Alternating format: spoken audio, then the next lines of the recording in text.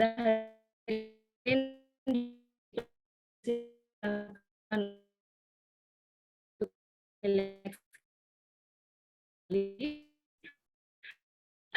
patah-patah, putus, jaringannya tidak lancar.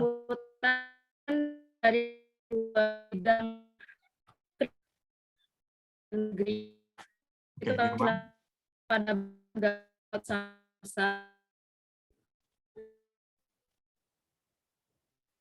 Irma putus-putus, seperti jaringannya kurang mendukung. Merah di sini sinyalnya. Oke, sebentar. Ya, sekarang kuning. Oke. Ya, bisa dilanjutkan, Ir. Udah lancar sekarang. Udah kuning sekarang. Oke. Baik, sudah kedengeran ya, Beli ya? Sudah, lancar, Ir. Ya. Silakan dilanjutkan. Mohon maaf, Bapak Ibu semuanya. Jadi acara berikutnya yaitu sambutan dari Ketua Bidang Kerjasama dan Hubungan Luar Negeri. Untuk itu kami persilahkan kepada Bapak Gatot Santosa. Untuk Bapak Gatot, waktu dan tempat kami persilahkan. Baik, terima kasih Bu Irma. Selamat pagi. Assalamualaikum warahmatullahi wabarakatuh.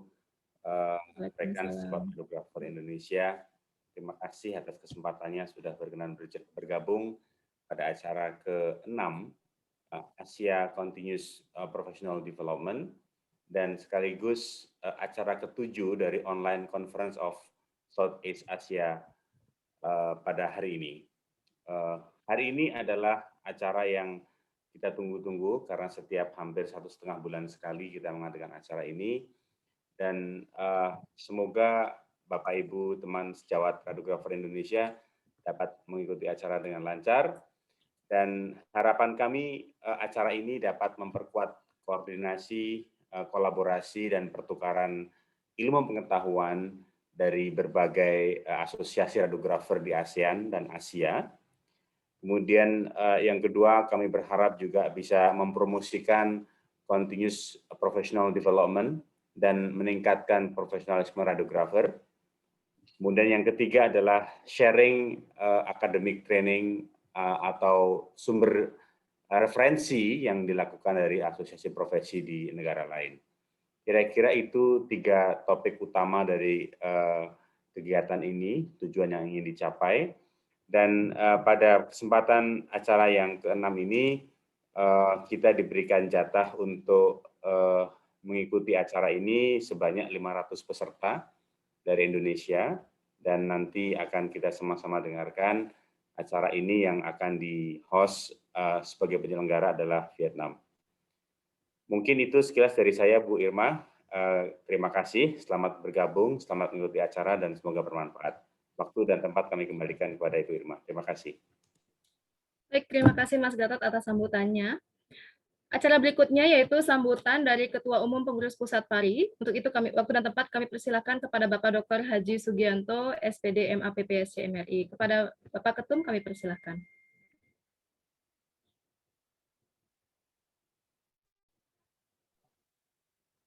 Mbak Irma, informasi.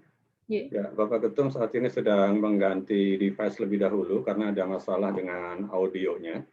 Oke. Jadi mungkin untuk sementara disambung dengan ini dulu, informasi keterkaitan dengan peserta serta hal-hal lain mengenai mekanisme tes pretest dan absensi. Silakan. Oke, terima kasih. Mas Dayat.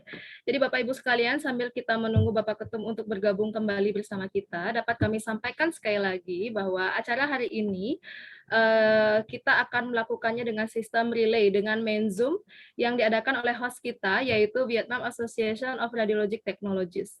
Jadi acara akan dimulai tepat pukul 8.30 nanti, dan pada pagi hari ini kita akan acara ini akan dimeriahkan oleh 2 pembicara utama dari CPD Asia, yaitu Mr. Stephen Truong yang akan membahas tentang AI in Radiology Today and Future, dan kedua ada Mr. Max Barabas yang akan membahas tentang Hybrid in Interventional Radiology. Untuk itu Bapak Ibu sekalian, untuk selama Bapak Ibu mengikuti acara ini, setelah selesai nanti Bapak Ibu sekalian akan mendapatkan sertifikat. Dan untuk itu, untuk mendapatkan sertifikatnya, Bapak Ibu semua harus mengikuti polling kehadiran dan mengikuti pretest dan post-test. Sepertinya Bapak Ketum sudah bergabung dengan kita. Pak Ketum, apakah bisa mendengar suara saya? Baik, Bu Utu. Pak Ketum, mohon memberi sambutan sepatah dua patah kata. Oke, terima kasih. Assalamualaikum warahmatullahi wabarakatuh. Yang kami hormati seluruh pengurus PARI ya, dan teman-teman penyelenggara barangkali khususnya bidang luar negeri, teman-teman dari HSIT, Pak Hidayat ya, Sekretaris Umum PARI, dan teman-teman seluruh pengurus PARI pusat ya. Bapak Ibu, teman-teman sejawat sekalian seluruh Indonesia, selamat pagi, salam sejahtera untuk kita semua. Om Swastiastu, Namo Buddhaya, dan salam kebajikan.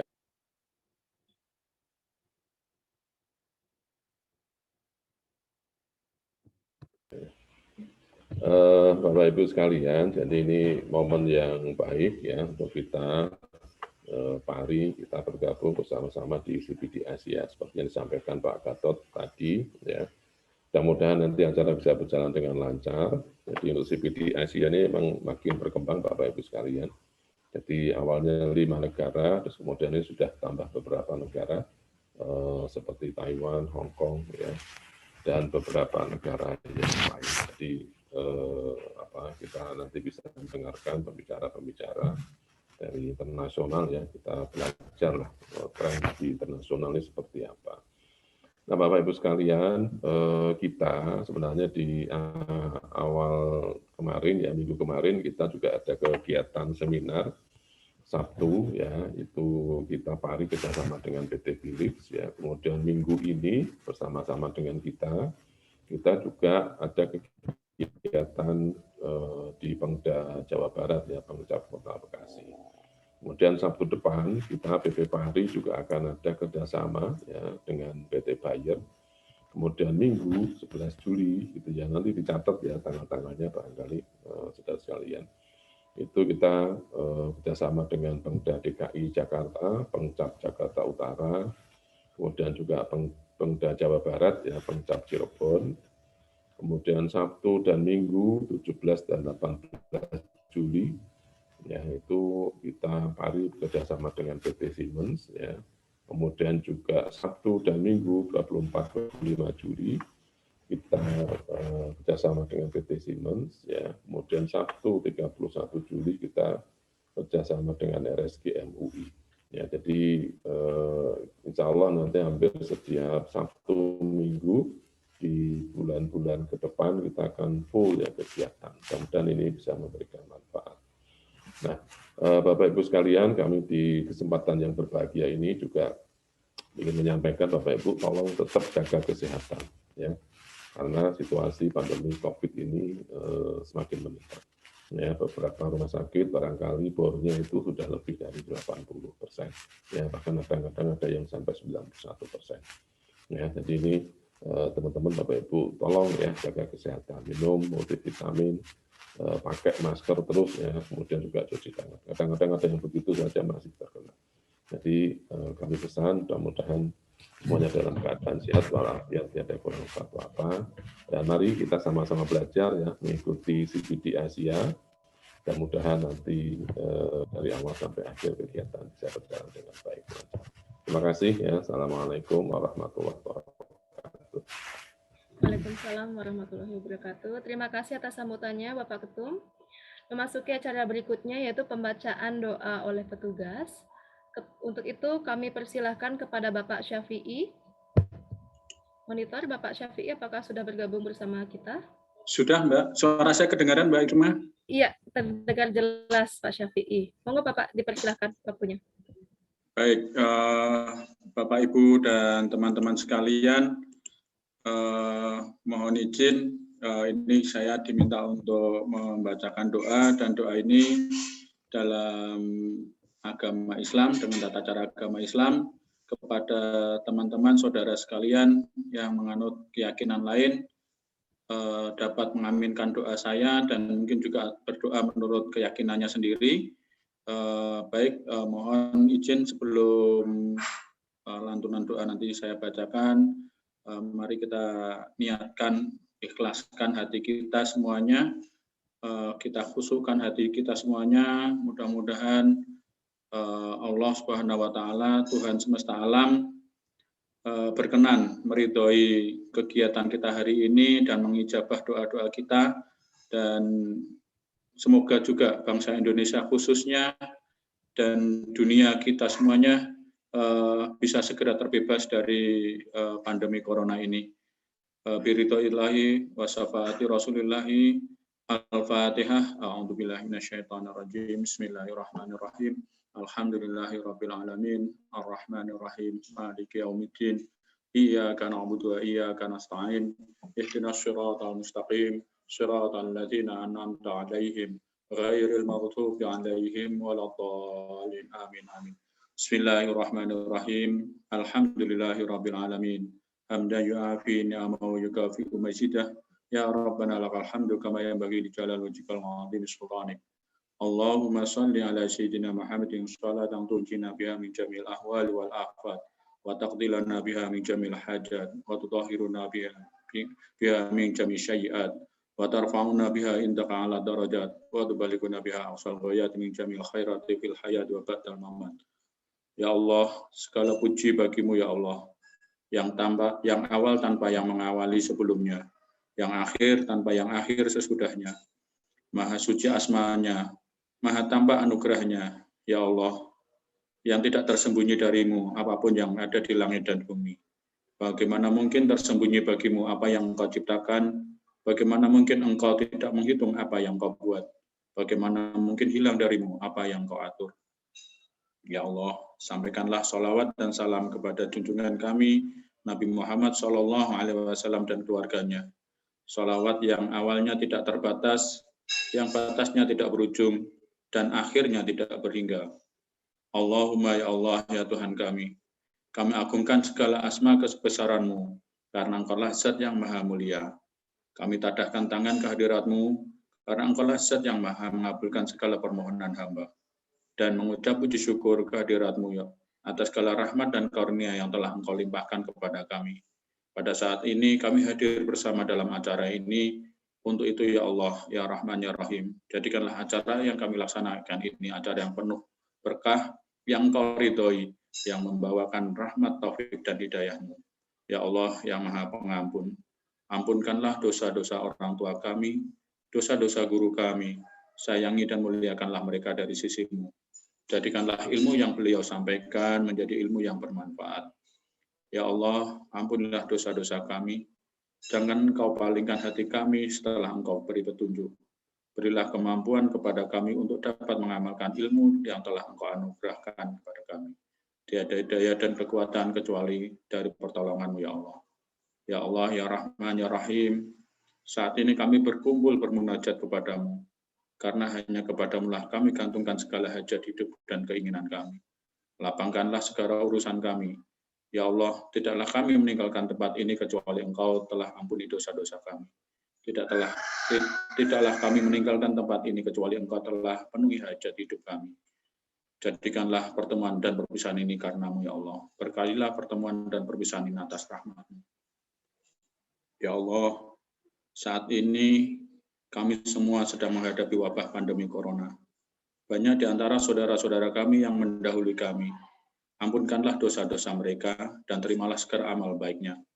Tempatkanlah mereka di tempat terbaik di sisi-Mu ya Allah. Ya Allah, ya Syafi, tidak sedikit pula teman-teman saudara kami yang terbaring sakit karena wabah pandemi ini. Kami mohon sembuhkanlah mereka, berikanlah kesembuhan yang tidak meninggalkan penyakit setelahnya.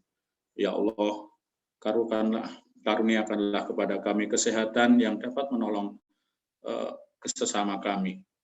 Ya Allah, berilah kami kekuatan sehingga kami tetap dapat berbakti, menjadikan amal kebaikan dan jalan kesembuhan bagi saudara-saudara kami yang membutuhkan pertolongan kami. Ya Hayyu ya Qayyum, bi rahmatika astaghits, wa aslih li sa'ni kullah wa la takilni lan nafsi tarfatan aini abada. Rabbana aslih lana asbahna wa asbahal mulku lillah walhamdulillah la ilaha illallah wahdahu la syarikalah lahul mulku wa lahul hamdu wa ala kulli syai'in qadir. Rabbi as'aluka khaira ma fi hadzal yaumi wa khaira ma ba'dahu wa a'udzu bika min syarri ma fi hadzal yaumi wa syarri ma ba'dahu. Rabbi a'udzu bika minal kasali wa su'il kibar. Rabbi a'udzu bika min adzabi finnar wa adzabi fil qabr. Rabbana atina min ladunka rahmah wa hayyi' lana min amrina rashada. Rabbi shrah li sadri wa yassir li amri wa hlul 'uqdatam min lisani yafqahu qawli. Allahumma aslih lana dinana allati huwa ismatu amrina wa aslih lana dunyana fiha ma'asuna wa aslih lana akhiratana allati fiha ma'aduna waj'al hayatana ziyadatana fi kulli khair waj'alil mautana rahatan min kulli syarr. Ya Allah, ya Rahman, ya Rahim. Rabbana atina fid dunya hasanah wa fil akhirati hasanah wa qina adzabannar. Wa sallallahu ala sayyidina Muhammadin wa ala alihi wa sahbihi wasallim. Walhamdulillahi rabbil alamin. Al-Fatihah. A'udzubillahi minasyaitonir rajim. Bismillahirrahmanirrahim. Alhamdulillahi rabbil alamin. Arrahmanir rahim. Maliki yaumiddin. Iyyaka na'budu wa iyyaka nasta'in. Shiratal ladzina an'amta 'alaihim ghairil maghdubi 'alaihim waladdallin. Amin amin ya rabbal alamin. Mudah-mudahan Allah berkenan menerima doa kita dan mengijabah doa kita. Untuk selanjutnya waktu saya kembalikan kepada MC Mbak Irma. Silakan Mbak. Terima kasih Pak Syafi'i. Baik Bapak Ibu sekalian, untuk selanjutnya kita akan bergabung dengan main Zoom dari host kita yaitu Vietnam Association of Radiologic Technologists. Jadi Bapak Ibu sekalian, kami ingatkan sekali lagi bahwa untuk dalam mengikuti acara ini Bapak Ibu sekalian berkesempatan untuk mendapatkan sertifikat bernilai 1 SKP asalkan memenuhi kriteria yang telah ditetapkan oleh panitia ya tentunya ya. Jadi mohon sekali lagi Bapak Ibu semuanya untuk mengisi pretest dan polling kehadiran serta nanti setelah acara berakhir Bapak Ibu sekalian diharapkan untuk mengisi post-test. Dan selama acara nanti jika Bapak Ibu mempunyai pertanyaan seputar topik yang disampaikan oleh pemateri, jadi Bapak Ibu bisa menyampaikan pertanyaannya melalui aplikasi Pigeonhole dengan cara mengeklik atau mengakses link yang telah di-share oleh panitia dalam kolom chat. Selanjutnya untuk panitia, untuk tim HSIT, apakah kita sudah siap bergabung, Deputu? Betul, sudah siap. Mereka akan memulai lagi 7 menit, Irma, dan selama waktu ini kita mungkin bisa manfaatkan untuk foto bersama dulu. Oke, siap. Dokumentasi, baik. Bapak Ibu silakan menghadap ke kamera. Saya akan lakukan dokumentasi, sesi dokumentasi. Ya, ada berapa page ini? Ada 8 page. Page yang pertama diketuai oleh Ibu Jahda, cetar sekali lipsticknya Bu. Oke, 1, 2, 3. Oke, lanjut ke page yang kedua. Sebentar, saya akan save dulu. Oke, page yang kedua. Ini mendadak macet gara-gara lipstick Ibu Jahda ini. Oke, page yang kedua. 1, 2, 3. Page yang ketiga. 1, 2, 3. Ada Bang Hariri di sana. Selamat pagi, Bang. Terima kasih sudah mendampingi selalu, Bang. Page yang keempat, 1, 2, 3. Page yang kelima, 1, 2, 3. Page yang keenam, 1, 2, 3. Page yang ketujuh, 1, 2, 3. Baik, terima kasih Bu Irma sudah semuanya terdokumentasi dengan baik dan kita manfaatkan 5 menit ke depan untuk langsung streaming relay dari Vietnam. Kita sama-sama ke Vietnam secara virtual begitu. Oke, siap beli. Baik, saya ucapkan terima kasih kepada Mas Gatot Santosa, kepada Bapak Ketum Pari, kepada Mas Hidayat Sekumpari, kepada Pak Syafi'i atas waktu dan kehadirannya pada pagi hari ini. Saya mohon izin untuk relay langsung ke Vietnam. Saya sedang bersiap-siap, baik.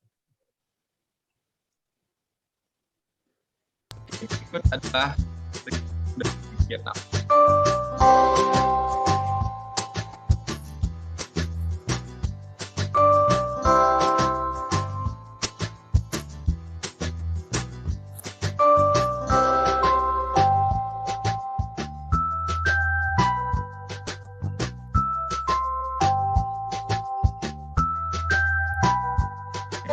Laporan apakah bisa diterima dengan baik, termasuk suara yang dikirimkan, apakah sudah bisa diterima dengan baik, Bapak Ibu?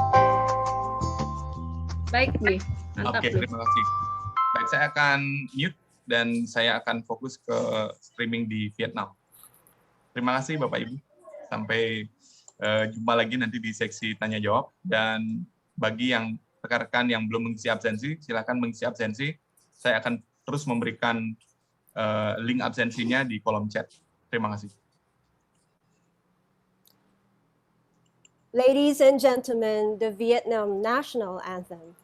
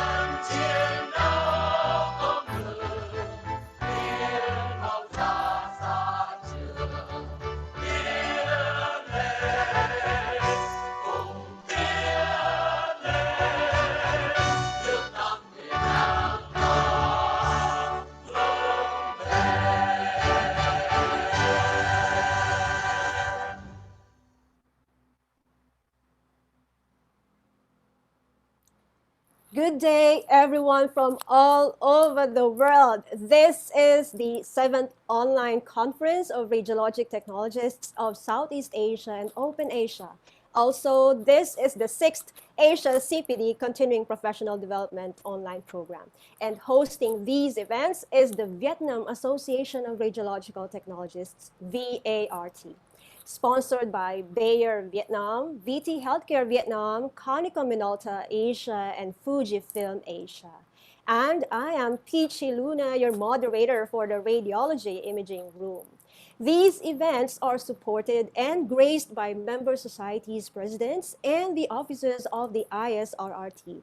Let us all greet and welcome them all. ISRRT President Donna Newman, ISRRT Vice President for Asia and Australasia, Dr. Napapong Pongnapang.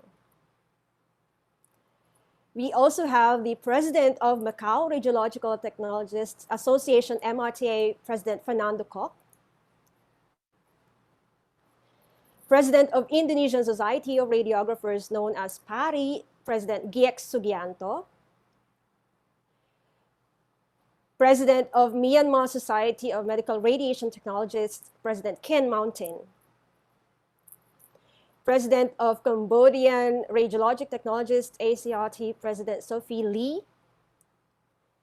President of Taiwan Association of Medical Radiation Technologists, Chun Yuan-tu.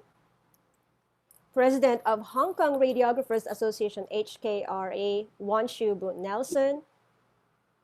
Philippine Association of Radiologic Technologists President Rolando Banares, Malaysian Society of Radiographers and Technologists President Sawal Marsaid, and the President of the VART, Van Lock. Thank you very much, dear Presidents and ISRT officers. Now for the opening speeches, please welcome again the President of the Vietnam Association of Radiological Technologists, VART, President Van Lock. Thank you, Bichi Luna. You hear me?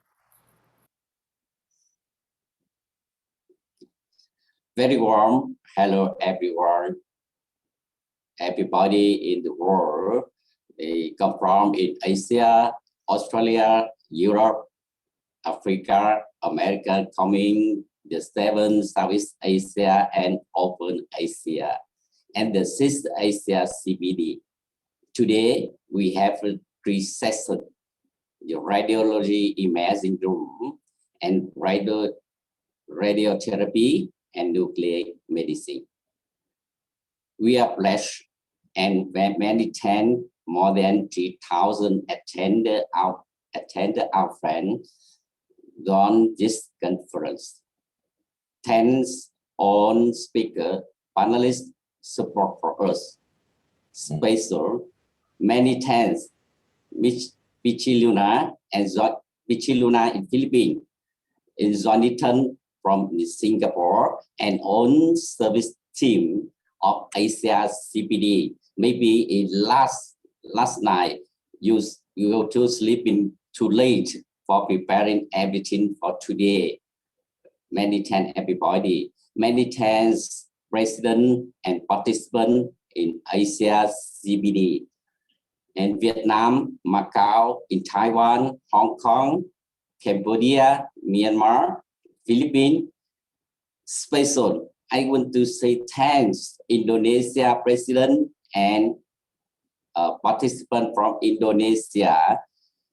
You are share for Vietnam for us. One Lingyum. I want to say hi with Indonesia participant. We are very good team, very well. Today, I want to say a good news. Congratulations and welcome in Singapore Society and John 2 in Asia CPD. Welcome and welcome in Singapore Society. Next month, Cambodia hosts Asia CPD. And August, Singapore Society hosts Asia CPD. After this event, we are welcome and waiting in Japan and Korea Society Zone 2 in Asia CPD. In Japan and Korea, please share your experience for everybody in the world. We always welcome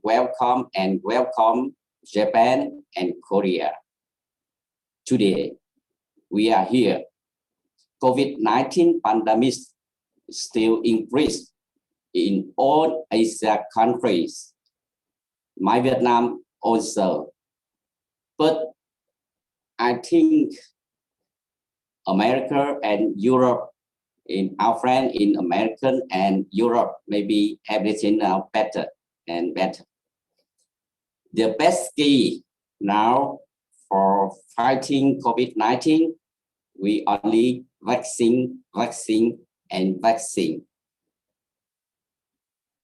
The last, I want to say 10 Payday Vietnam, VG Healthcare Vietnam, Fujifilm in Asia, Konica Minolta in Asia. We have praised good luck, good health for everybody, for our friend in the world. Thank you so much. Thank you everybody support for this event. Thank you so much. Thank you, Bichi Luna. Thank you very much, VART President Van Lock, for that warm welcome. Now, ladies and gentlemen, let us all welcome and hear the special message from the International Society of Radiographers and Radiologic Technologists President, Madame Donna Newman.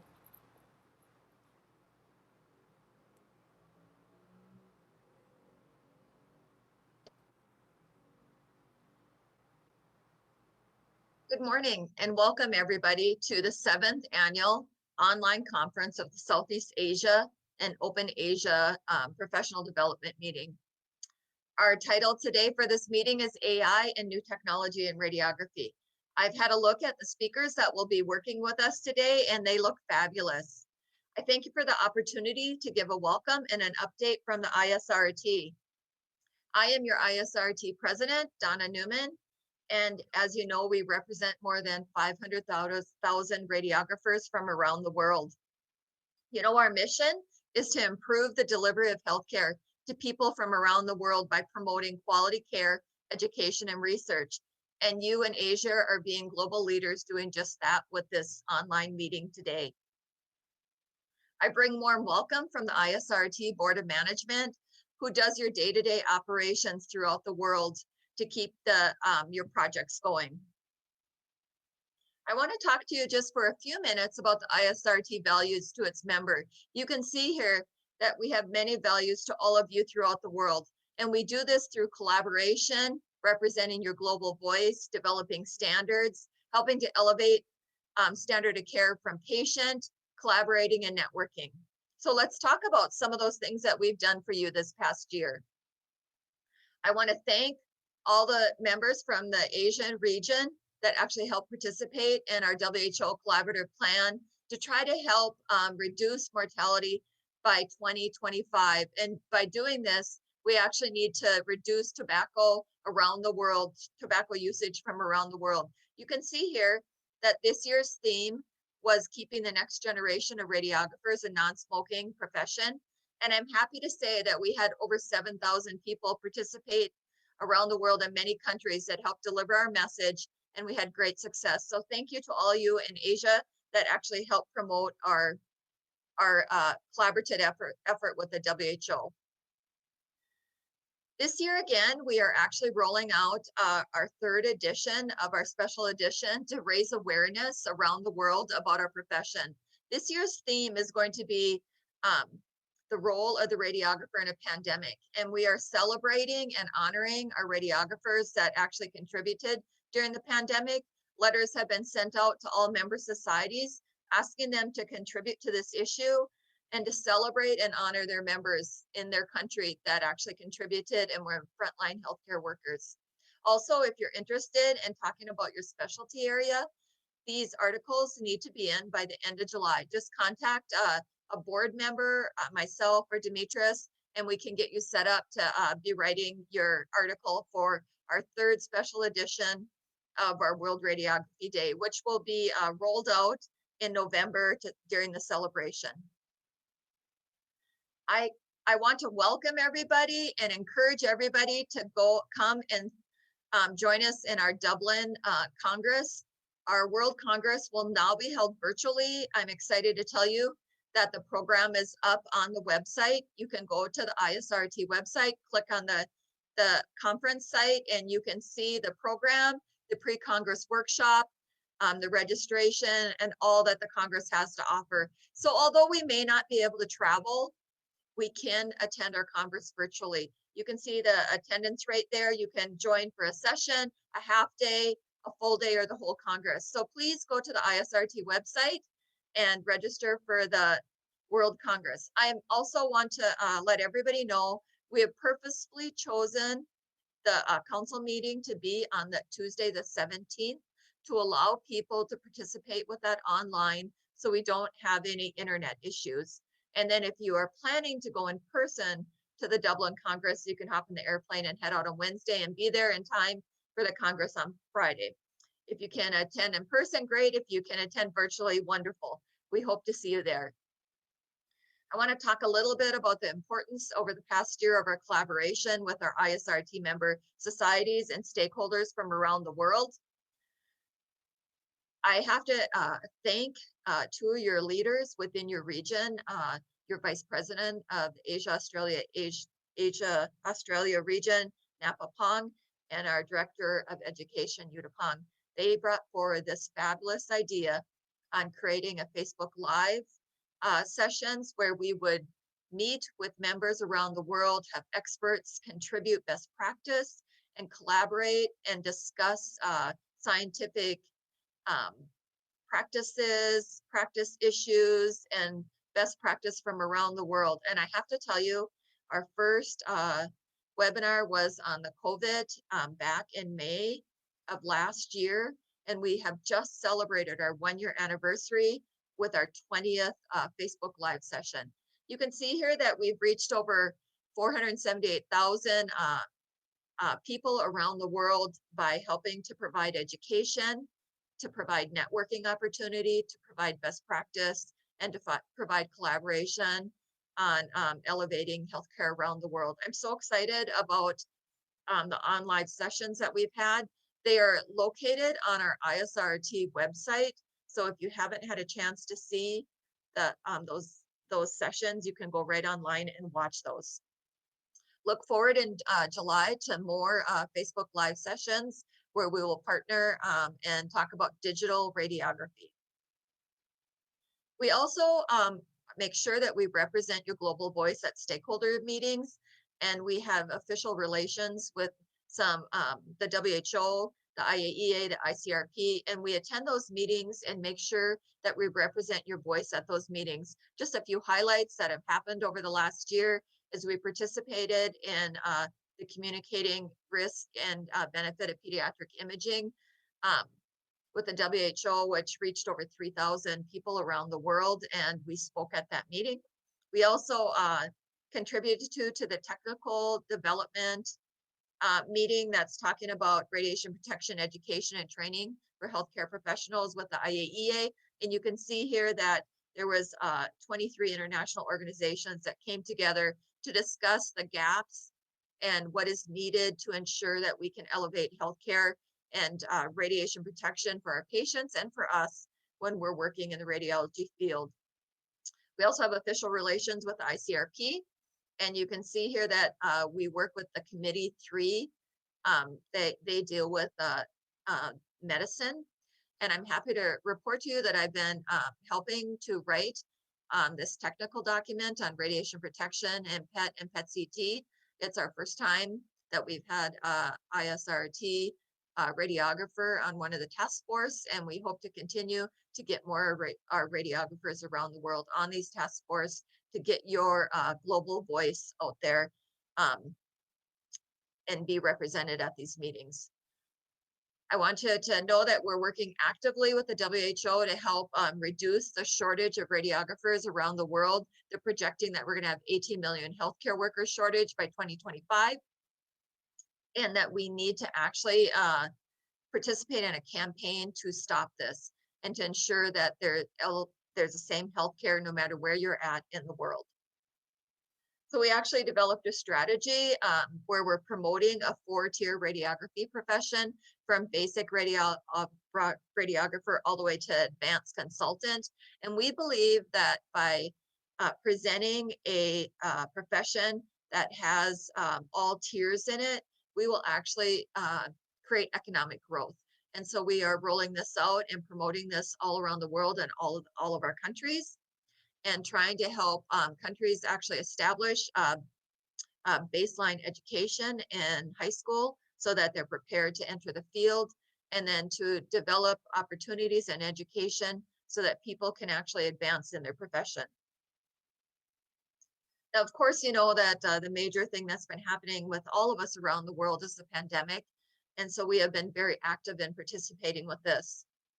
I want to tell you, back in March when the pandemic first started, we actually went to the WHO and participated in a meeting and asked them to call for action and develop information for radiographers around the world specific to radiology procedures, best practice, and infection control protection development, so that we knew what to do. This was in the beginning when we didn't know much about the COVID pandemic and how to react to it, and how to ensure that we were safe when we were practicing. Now, we actually developed some really important things to deliver information to our members around the world. And we did this through our Facebook Live sessions and through our e-learning platform. I'm very proud of the education that we developed during the pandemic, and that could only have happened because of you, the members, and your expert content. So you can see here that we hosted 4 sessions on our Facebook Live where we talked about the radiographer's role, international perspective, organization's role, and radiography training during the pandemic.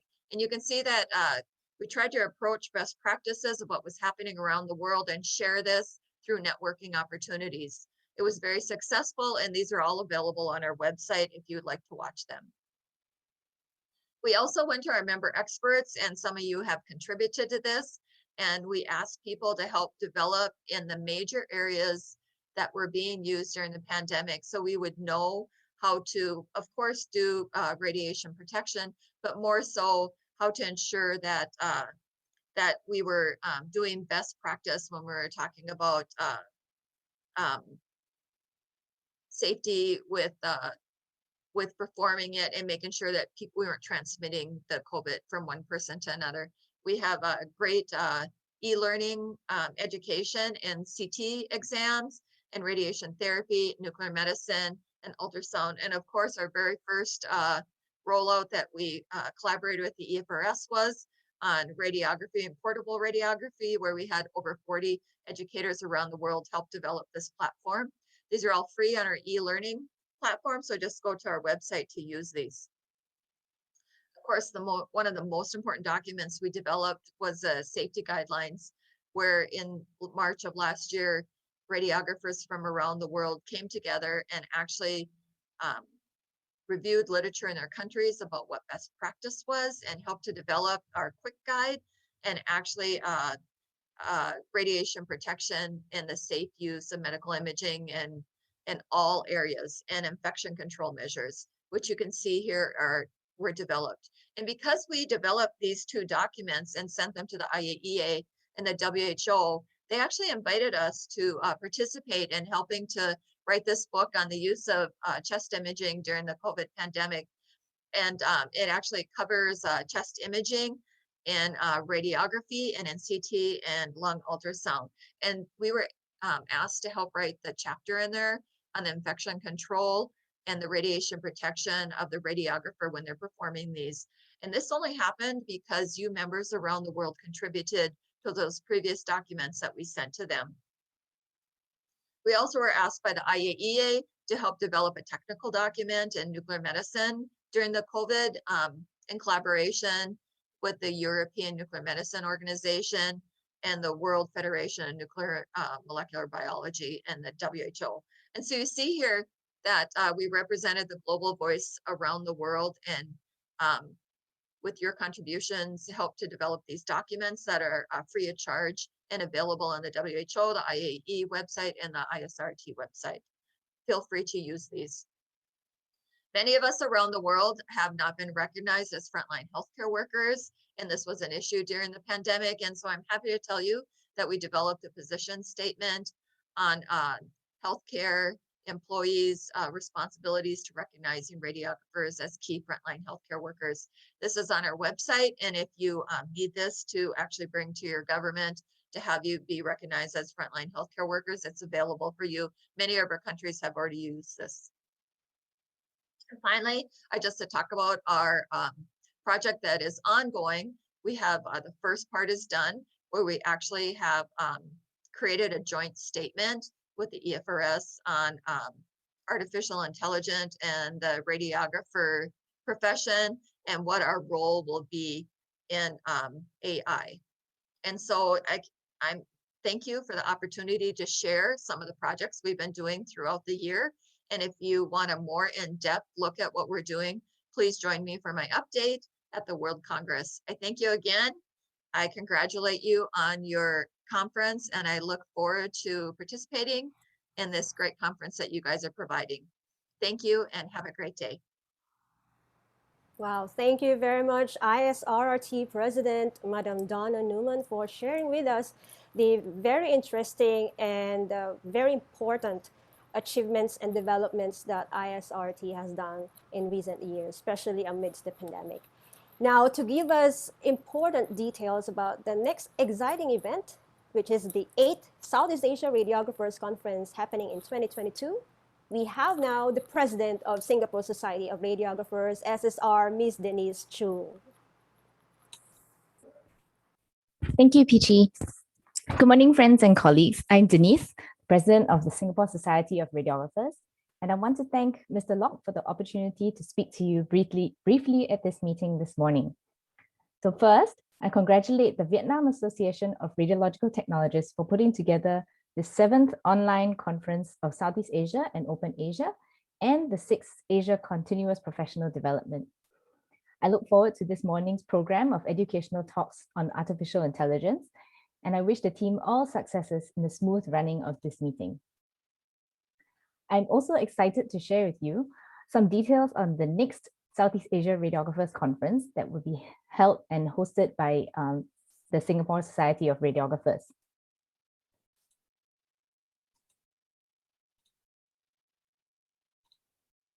So, the 8th Southeast Asia Radiographers Conference will be a fully virtual conference that will be held over 3 days from 25th to 27th March 2022. That's from a Friday to Sunday, and it will be held in conjunction with the 9th Asia Radiotherapy Symposium, ART, and the 5th SSR Annual Scientific Meeting. The theme for the conference is Leadership in Radiology, Preparing Today's Professionals for Tomorrow. And we have an exciting lineup of speakers that includes not one, but 2 ISRRT presidents and a renowned author and consultant on coaching and leadership, among other esteemed faculty who are leaders in their own field. There will also be 3 workshops organized as part of the conference, focusing on diagnostic radiography, radiation therapy, and leadership, respectively. So the team from SSR is working hard to bring you a meaningful and engaging conference. So do look out for the updates that will continue to come. Please visit our website, www.ssr.org.sg, for more information. I will leave this URL in the to the website in the chat as well. So we look forward to seeing you at the 8th SEARC in March 2022. Now I'll hand the time back to Mr. Lock and the team from VART, and we can enjoy today's conference. Thank you very much. Thank you very much, President Truong. We will definitely save that date and won't miss attending the 2022 SEARC by the SSR. So this 7th online conference of Radiological Technologists of Southeast Asia and Open Asia, also the 6th Asia CPD online, has a theme, which is artificial intelligence, AI, and new technologies in radiology. And the VART has invited 6 expert speakers who will share to us with very interesting discussions of carefully selected topics. I also would like to introduce to you the chairman of the Radiology Imaging Session or Room. We have the ISRRT Vice President for Asia Australasia, Dr. Napapong Pongnapang, VART President Thai Van Lock, Dr. Naoki Kodama, the ISRRT Regional Coordinator of Professional Practice for Asia Australasia, Dr. Lee Van Tan of VART and the Vice President for Education, and Mr. Nguyen Tuang Nhu, the VART Vice President. And they will be joining us again later during the Q&A session. So before we proceed with the lecture presentations, let me give important program reminders. For those who would like to still join us, we are live streaming on YouTube. Please search VART and you can watch live and also do a replay. So without further ado, let me now introduce to you the speakers. The first topic for discussion is about AI in radiology today and the future. Our speaker is Mr. Stephen Truong Quoc, who is the founder and CEO of VinBrain, a subsidiary of Vingroup, which is the largest conglomerate in Vietnam. He has been in the AI and software industry for more than 25 years and held senior leadership positions for top technology companies in USA and Canada, including Microsoft, Honeywell, and Intellicommunities. Before he joined VinBrain, Mr. Stephen Truong was the Director of AI Incubation and Engineering, reported directly to Vice President of MSAI at Microsoft USA, leading multinational teams and key innovation initiatives such as Smart Reply for all Microsoft Outlook users, which generates contextual automatic replies to emails, and also the co-inventor of iRanker for personalization, ranking important emails, people, and topics based on Office 365 big data of over 350 million users. Our speaker also is the founder and president of Septura LLC, a privately held technology consultant for C executives, specializing in enterprise platform solutions, strategy, and planning for Fortune 200 companies. Ladies and gentlemen, please welcome our first speaker, Mr. Stephen Truong. Thank you. Good morning. Good day, everyone. It is an honor for me to be here to present about AI for healthcare, and particular into the topic of AI for radiology. So let me first sharing my slide.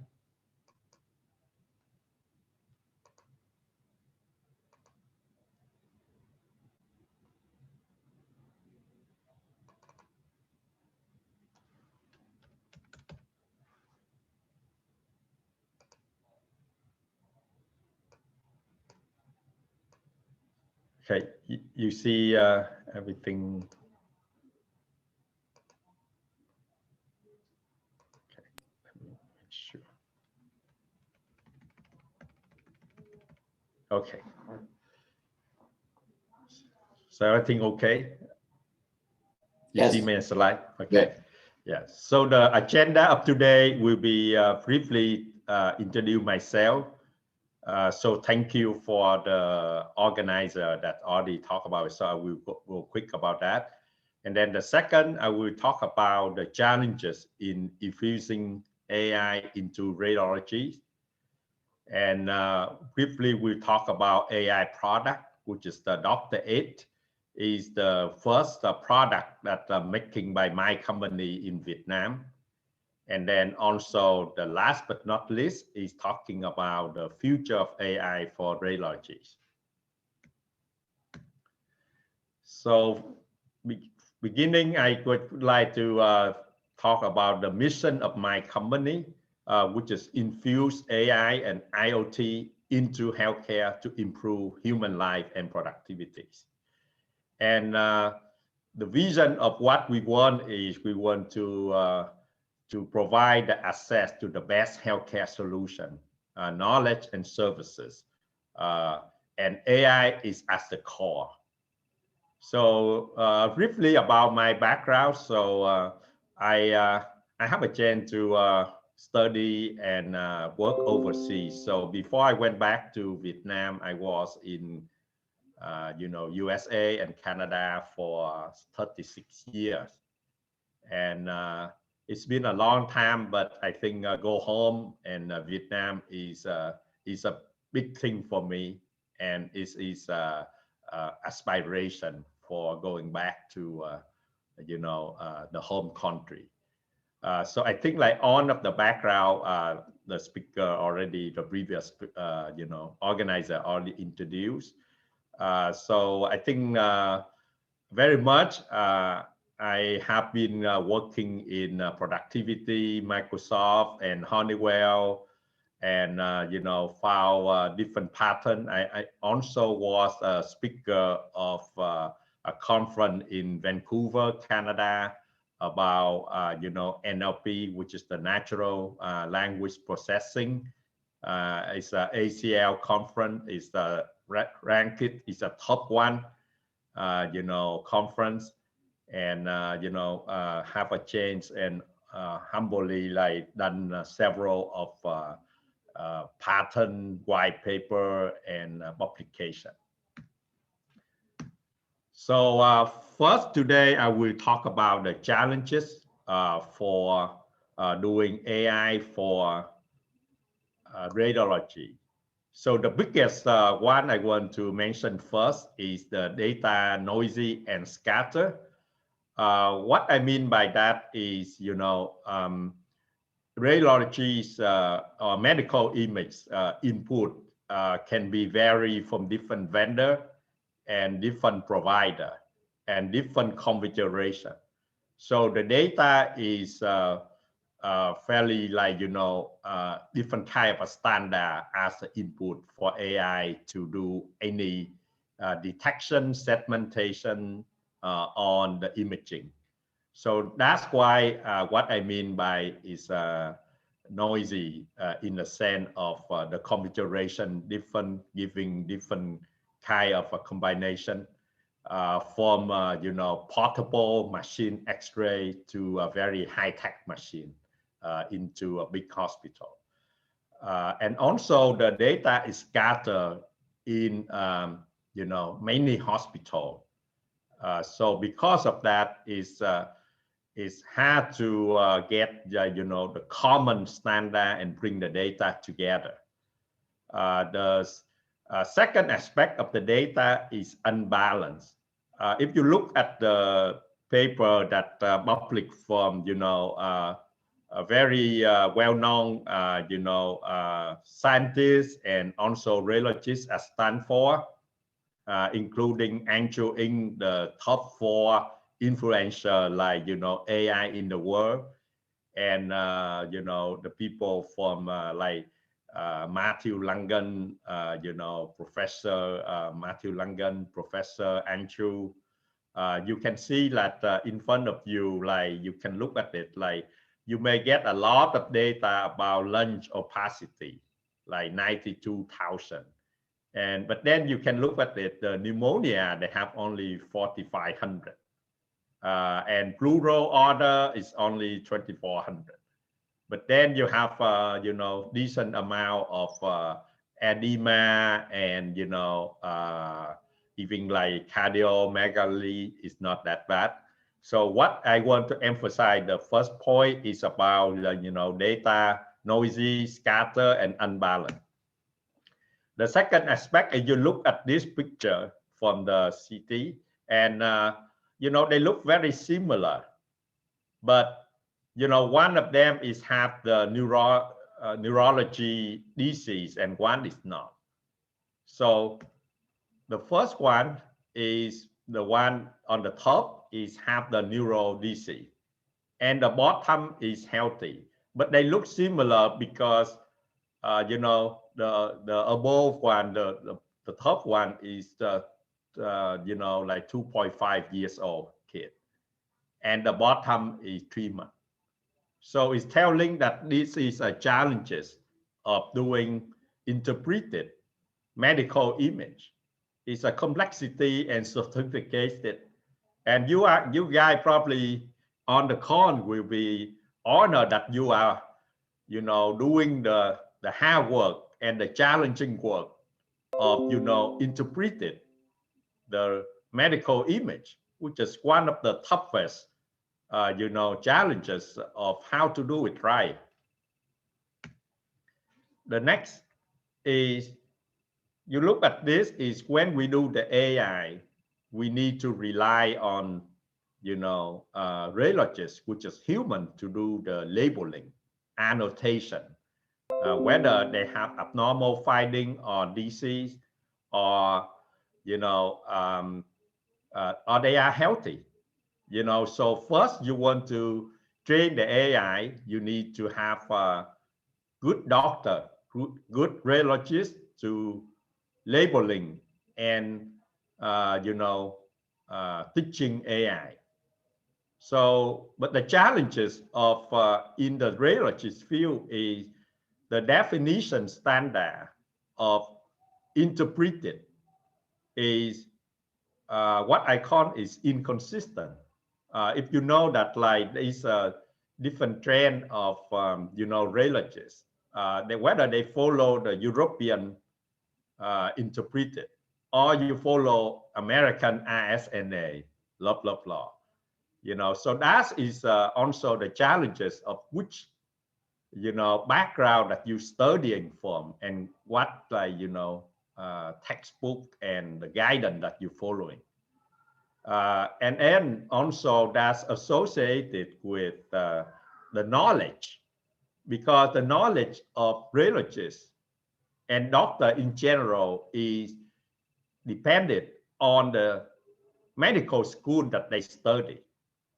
And the experience of that is a kind of like bias to the hospital that you study from and you practice from. So, if you talk about pancreatic cancer, if you go to Johns Hopkins, there is a good doctor that knowing about pancreatic cancer over there. But if you go to other places in the world, even like in US, like maybe in the West Coast, not many patients having pancreatic cancer. So because of that, it's very hard for doctor in the region that don't have that disease will know about or have a deeper knowledge.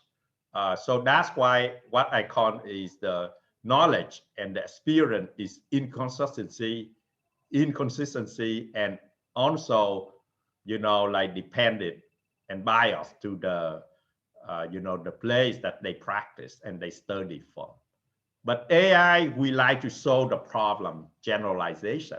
So based on the inconsistency of human to do the label, we causing a challenges for doing AI. So as you can see, this is we have a pipeline to get the CT scan image, and then we got the doctor to do the input and annotate, and then go to the training system and come up with the model. But if the first gate to do that is the doctor input, having some challenges. The next is the complex law and regulation. If you live in the US, you probably heard about like the HIPAA rule, which is have a lot of regulation and fairly hard to interpret the law, and complexity of that with many checklists. So that's also creating a challenges. And the other very important in here is developing AI as the public paper, one of the best paper public by Microsoft in in the world is AI development follow 9-step process from model requirement on the way to model monitor. And what you look at this is it divided into like 2 parts. If you can see, like first you have to do the data collection, and then you need to clean the data labeling, which is the one that I just mentioned. Then you will do the engineering feature development, training the model, evaluate the model, deploy and monitor. And in order to improve AI just like a kid, you have to teach it. Beginning, you may teach them to stand up and walk, but then later they will learn by itself to run. So it's the same like any doctor and radiologist.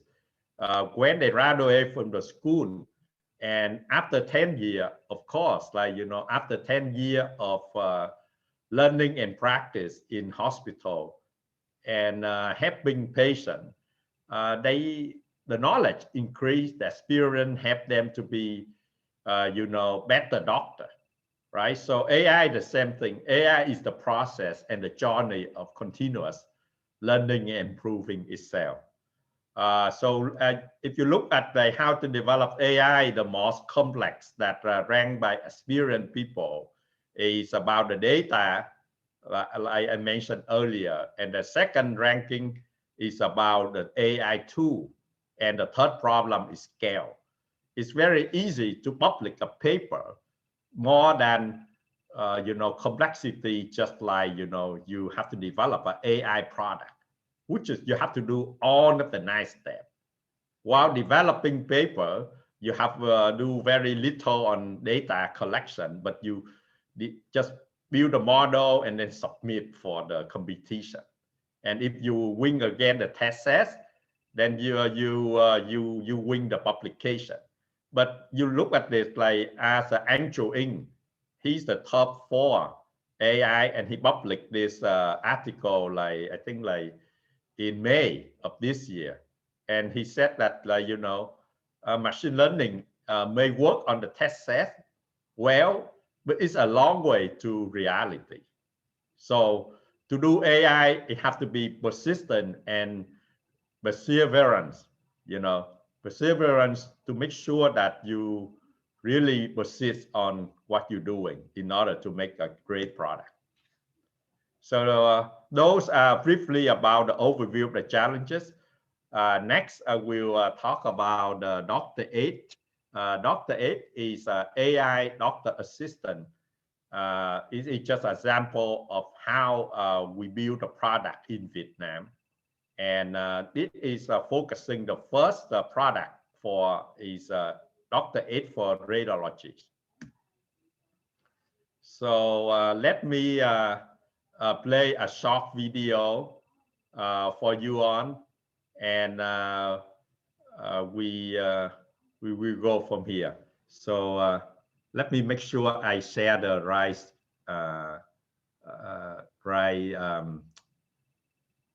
with the sound so that you can hear.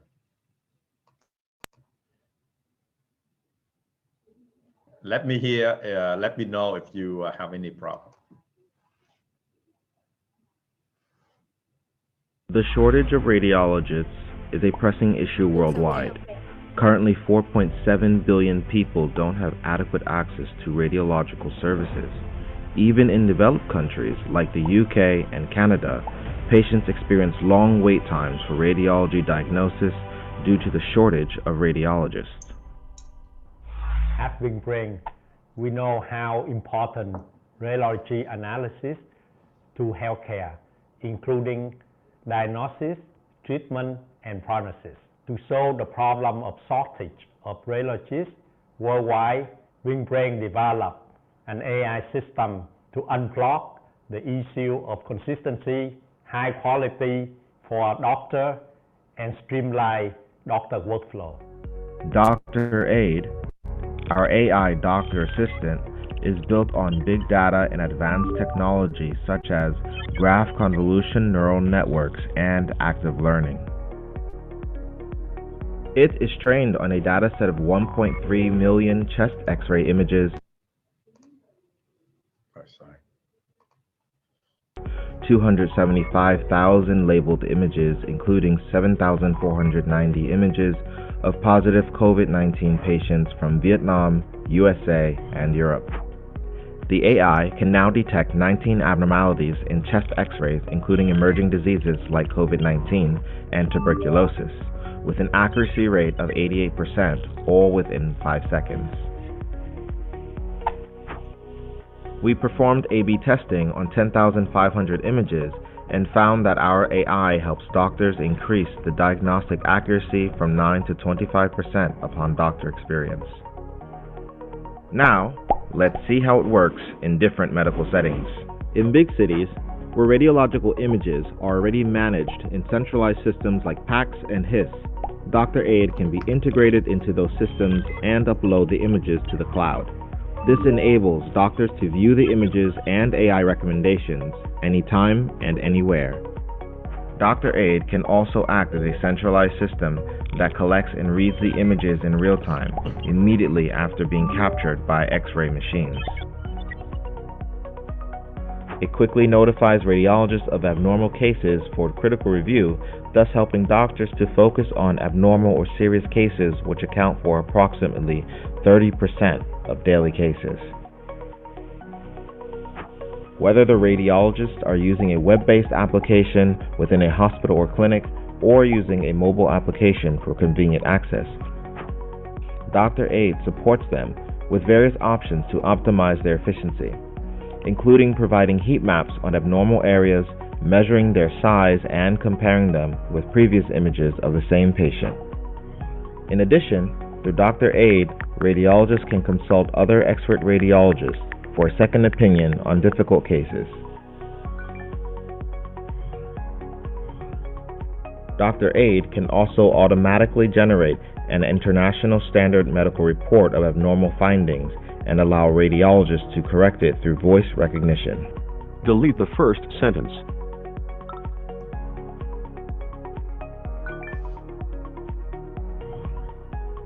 Each time the radiologist makes corrections, Dr. Aid will combine the knowledge from the image and resulting report for training. This creates a feedback loop that allows the AI to become smarter with more usage over time. Dr. Aid nó rất là hữu ích. Thứ nhất là nó giúp cho cái workflow nó được nhanh hơn, giải quyết bệnh nhanh hơn. Thứ hai là nó cung cấp thêm các cái thông tin rất là hữu ích cho bác sĩ khi mà phân tích nặng phim. Do đó chúng tôi rất là vui được hợp tác với công ty và sử dụng cái VinBrain trong cái Dr. Aid trong cái công tác khám chữa bệnh. Dr. Aid have been deployed over 63 health facilities in Vietnam. In 2021, we're going to deploy 150 more health facilities in Vietnam and 7 hospitals in Myanmar. We want to make Dr. Aid solution available worldwide, lifting the burden from radiologists, bring accuracy and high quality radiology diagnosis to patients. We are also training our AI system for different modalities like CT scan and MRI to aid diagnosis and treatment for lung cancer, rectal cancer, and liver cancer. Our mission is to leveraging AI in helping doctors to make better informed decisions and save more lives.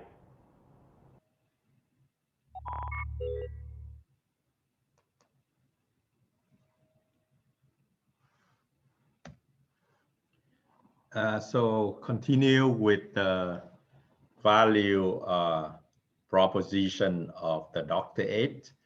I can kind of like mention that the 6 important things that AI can assist radiologists. I keep reiterate that AI assist means doctor will making the decision, and AI will help the doctor to do. First thing is the value that we bring with the Dr. Aid is it's a high accessibility and scale. As we saw that like is right now deployed in the cross-3 region in Vietnam, and it's also based on AI in the cloud with the the assist feature for radiology's diagnosis tool, provided by the PAC. So Dr. Aid beside AI is have a capability as a mini PAC so that you can look at the picture, change the contrast, make it bigger, rotate it, coordinate between X-ray and CT and MRI and ultrasound. The second important, like we know that AI great at transfer knowledge and transfer learning. So what we design Dr. Aid is to transfer the knowledge from the top doctor, top radiologist to order at the scale and at the digital transformation. The purpose is we like to reduce the DC and syndrome and increasing the diagnosis accuracy. So with AI to provide the consistency and the knowledge transfer, we also help the doctor to reduce the overload. As you know, in Vietnam, the ratio of a doctor to 10,000 people population is about 7.8, roughly like 8, to every 10,000, which is about like 5 to 7 times lower to developed country. So reducing the overload through screening and prioritizing the abnormal case versus than the normal, which is healthy people, is very important. And Dr. Ed designed to do that and using AI to do.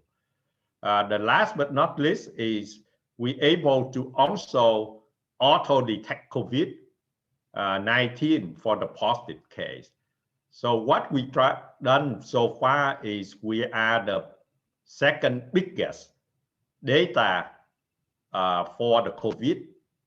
We collect about 1/3 in Vietnam and then 2/3 positive case from the world, so that we can get the generalization.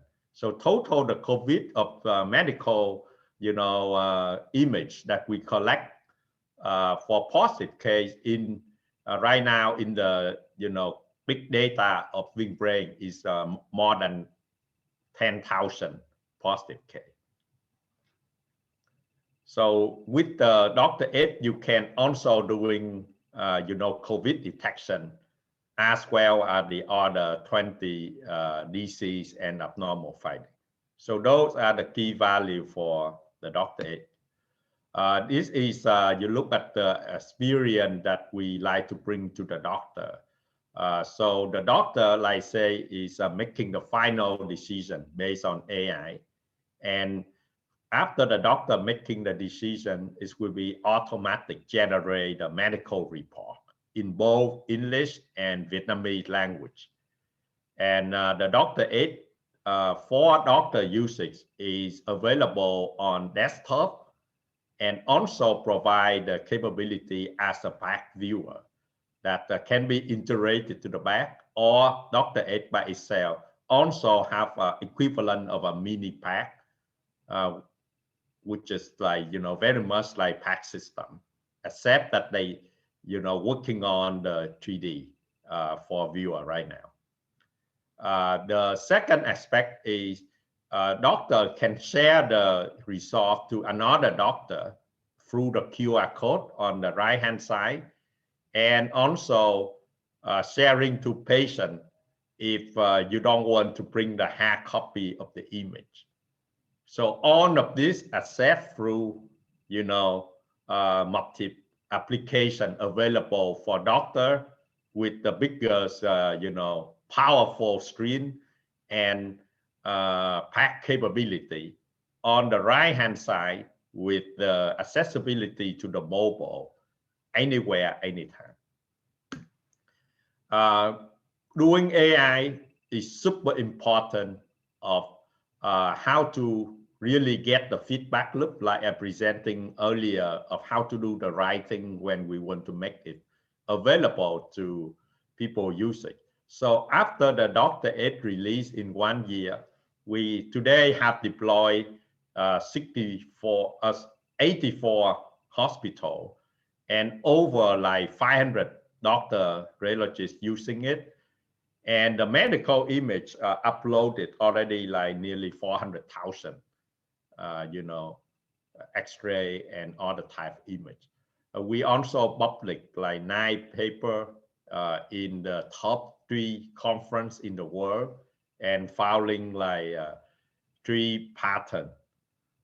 So if you look at the journey of VinBrain, we established in April 2019, and we actually in August 2020 we developed the detection of the COVID, and we donated to the Ministry of Health. And we receiving the award for the best digital solution in Vietnam in December 2020, organized by Ministry of Information and Communication. And we also receiving the award merit from Ministry of Health in the same month, December 2020. And in last quarter of this year, which is the Q1, we got like finalists of several prize. Like one of them is COVID pandemic response challenges, that's based on X-ray as an input for diagnosis. And we also in the finalist for, SIII Cody Award for the best AI for healthcare. But the most important that we just got announced as the winner of, ACM SIT AI Industry Award that, announced a few days ago. And we, importantly, we got deployed with the large scale. So this award is why it's so prestigious, or maybe honor to receiving this, is in 2019, the company that receiving this award is Microsoft. And in 2020, they did not organize the, the award because of the pandemic, COVID. But in 2021, VinBrain is the company that receiving this honor award. And probably all of you know ACM is a very famous organization in the world. So here is, I briefly want to talk about big data and clean data. So today we have nearly 1.4 million images using for AI training, and we go through the labeling process by radiologists with at least 5-year experience, and we got up to 226,000 X-ray got labeled by at least 3 to 5 doctors with 3 rounds of labeling. And we have a pool of independent doctors working with us to help us to do the labeling, roughly about 50, more than 50 people. We also working closer with Stanford and VinBrain Medical Advisor Board, contain top radiologists, professor and radiologists in Vietnam. And then if you look at the bottom, we have a bigger process of how we training the data and how we validate the data, and shipping the product. And then you can see the process of how we doing the labeling the data. It's not a simple problem. As interpreted medical image have the this agreement between the first doctor and the second doctor. It's about 30–40% easily. And so because of that, we have to have a very good process and also top doctor to help us to do the labeling. Here is the result of how we evaluate offline AI. So today, Dr. Ed have 21 findings, including COVID, and we achieve the F1 score. F1 is one of the metric in AI, and we achieve nearly 90%. And from the normal score that using in medical is a sensitivity, we also calculated. So roughly in the average, we also achieve sensitivity of 90%, and the specificity we got 95%. And here is on the formula scientifically that we're using to calculate the offline score based on the hidden data set that when we do the test. The second thing is we are very strict in shipping a quality product. So before we ship Dr. Ed or any kind of abnormal finding or DC, we do the offline evaluation, and we must achieve 85% before we go to the next stage. And today, this is the score that we got for all of the average score for the 21. But after we pass the first step, we do the AP test.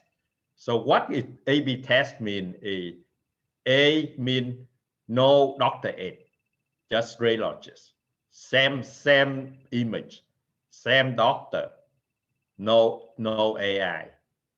And B mean same image, same doctor with AI, which is with Dr. A.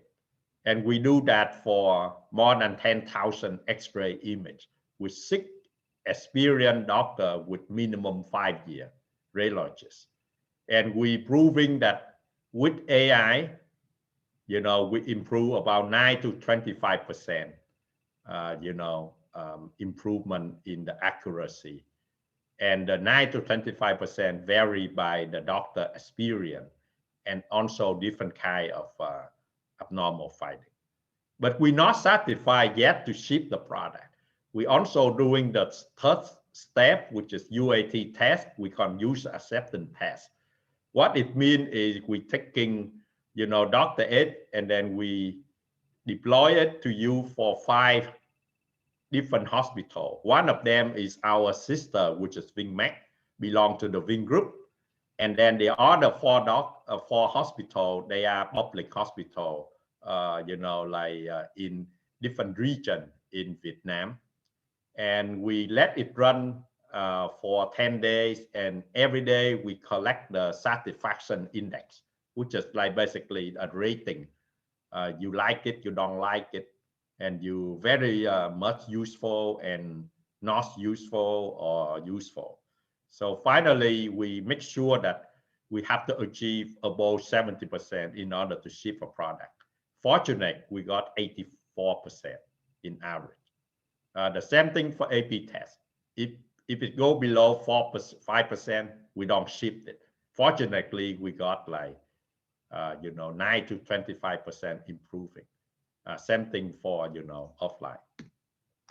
So here is some of the image that I like to share. Like in August, we donate COVID solution for detection based on X-ray to the Minister of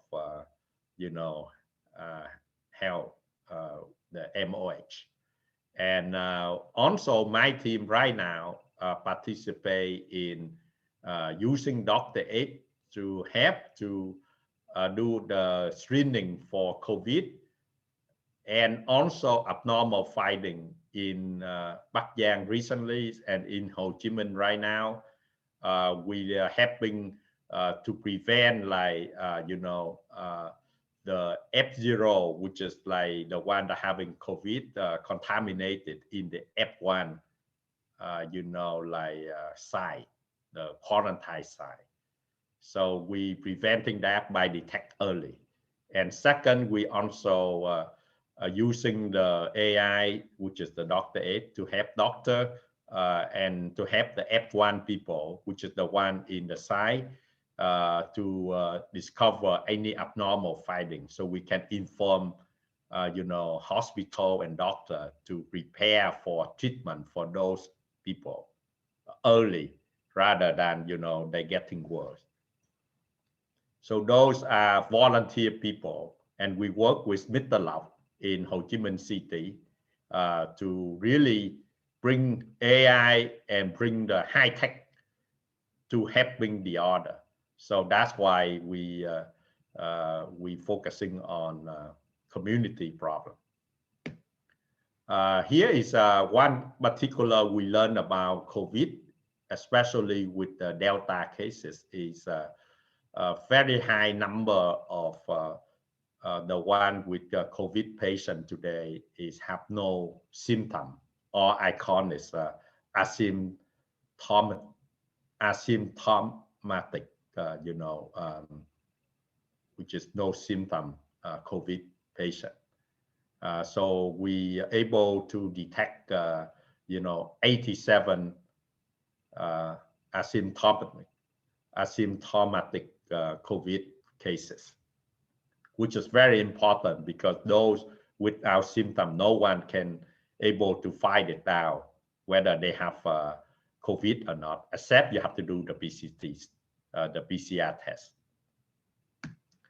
So the last but not least, I'm going to talk about briefly about the future of Dr. Ed and the future of AI. So we already doing the X-ray. Right now, we're working on more complexity of solving, big problem about cancer. So one of the cancer that we're working on with 108 hospital, one of the top 5 hospital, and top 1 hospital in military in Hanoi. We doing 2 problems we try to do. One is to evaluate the effect of radiation treatment for rectal cancer. So what it does is you will have the one with the pre-treatment, MRI, and then we have the post-treatment. And the pre-treatment and post-treatment, we extract the shape feature, the high order feature, and order like AI feature. Then we're doing to make sure that how the rating of the tumor respond to, to the treatment and the tumor. So all of this, what we did is automatic to extract that. And what we'll do, the second one is improving the segmentation, which is drawing the tumor. Today is in the average of doing that. The top radiologists may take about like 1 hour to 2 hours, at least to do the, segmentation or drawing and, about the tumor. And we hope that AI will bring it from 2 hours to 15 minutes. So that is one of the challenge we want to do. And second, we want to evaluate the impact of, radiation on the side of the tumor. So one of the technique we do is the most advanced in AI today. We call registration technique, which is we want to make sure that the alignment between the pre-treatment and the post-treatment align together so we can calculate the effect of the radiation treatment in accurate way. Like the treatment we take about like 4 to 6 months. So sometimes people may roll the weight or changing the shape of the body. So the misalignment happen. And if it's misalignment, we have to do the alignment, which is registration, to bring them together. So the other part of doing AI is also to do the early detection and analysis the liver cancer with, the medical, the UMC, which is the University Medical Center, one of the famous hospital in the South. And the way we do that is we collect the 4-phase CT scan of liver, which is you probably know, like an enhanced, arterial, venous, and delay. And we do first is to do alignment, which is registration, and we extract the liver segmentation. And from the liver segmentation, we extract the tumor segment. And from there, we do the classification to see whether the lesion is, how bad is the liver cancer. And from there, we can provide different clinical information for, oncologists to do the analysis. But while we're going into the, Dr. Ed for radiology, we discovered that beside medical image, we need to have more than just medical image to get a complete solution for healthcare. So what we working on is AI smart care platform.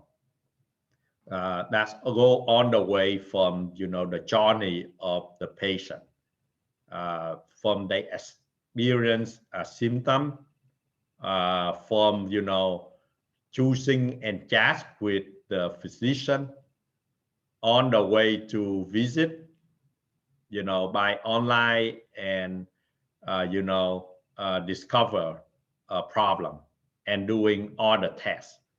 What I mean is today you can do high tech by doing test sampling from home and then upload the data to the cloud so we can have a central electronic health record. And all of these done, you know, in the digital transformation of how to bring the healthcare. With this, like, you know, like from on the way, like you can do certain offline, certain online, and, you know, offline mean at the hospital, and online mean you can do everything by technology through like a mobile app, including also data for laboratory like blood tests, and also delivering, you know, even drug to home of the patient.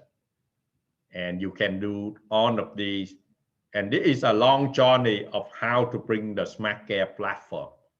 But you starting from, you know, patient with symptom on the way with, you know, online to offline experience of treatment, making appointment online, you know, upload medical record, including medical image on the way to blood test and even, you know, other high advanced data like genomic data. And, you know, all of these, you can also do the reschedule for checkup after like you already got the treatment. You can order the medicine online, and you can also do analysis. So everything can be done as the fingertip.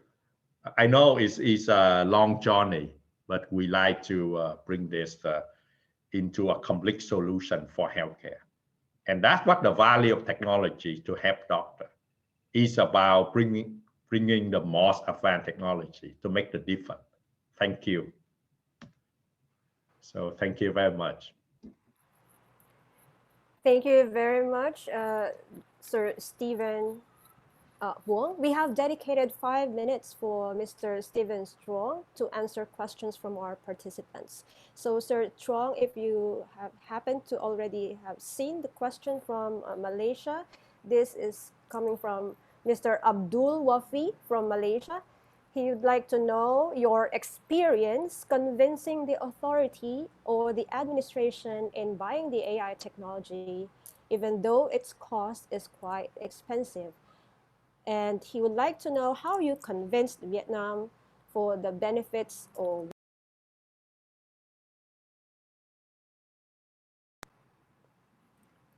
thank you. It's a great question.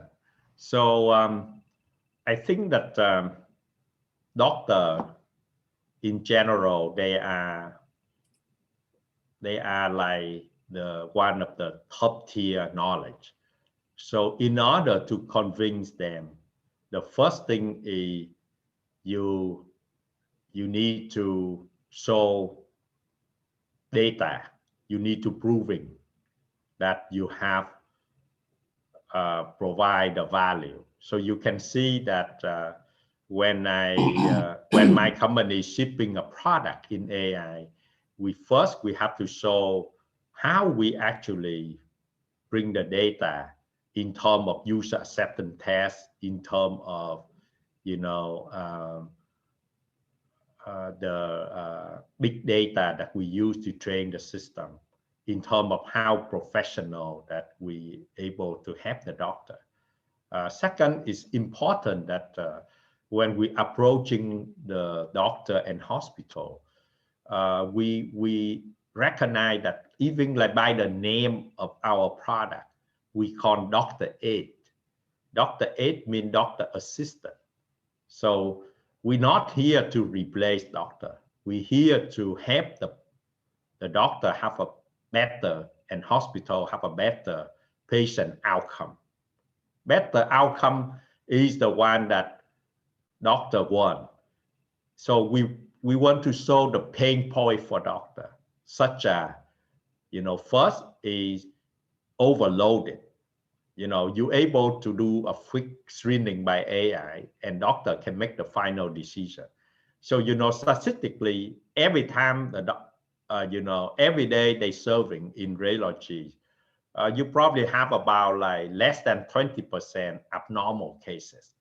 But if you have on the 100 cases or 1,000 cases that got screening by doctor, it will take a lot of time to go because you don't know whether they have abnormal or normal. So you let AI to filter out first, and then you will pay attention to the abnormal first and treat those abnormal. So we have the doctor to do screening and prioritization first. The second is we want to make sure that doctor efficiency by generate the medical report. We integrate to PAC, or we provide the PACs along with AI so that doctor can do more efficient. And third is we also working with MOH in the, like regulation to make sure that we are like having the authority to be aware of our quality. For example, like when we did the COVID, we actually joined with administration and technology agency of the MOH. And last but not least is we have to have a good intention of helping the order, like, driving the digital transformation, adding a value to patient and improving the human life. That is the purpose of all of you doing in medical field, because you have a good hair and we must have a good hair to work with you. That is the way we convincing doctor and hospital to using it. And that's why luckily today we got more than 84 hospitals across the whole nation using us. And we also winning, a very prestigious prize in the world to show that we are professional, we know how to solving AI. And we also caring and empathy with doctor and patient. Thank you very much. There are so many questions coming in now in the chat box, so I'd like to read one question here. So again, this is from Malaysia, from Aizuddin Rahman. Does your software have accountability or auditing features that allow to see the rationalization of its decisions in order to highlight the specific text in a report of a medical record using natural language processing, NLP? Yes, very fortunate. We like to improve the efficiency for doctor when we generate a medical report. It is a unique thing that we did so far by automatically calculate the segmentation, which is the size of damaging on the lungs, for example. And we generate the text. And for the text, we allow doctor to using speech recognition to do the correction for the medical report, as well as text to speech, which is can read the report over the the phone or the web app. So natural language is been using for both direction, from the speech recognition to correct the report, as well as to read the report. So that's what we're doing.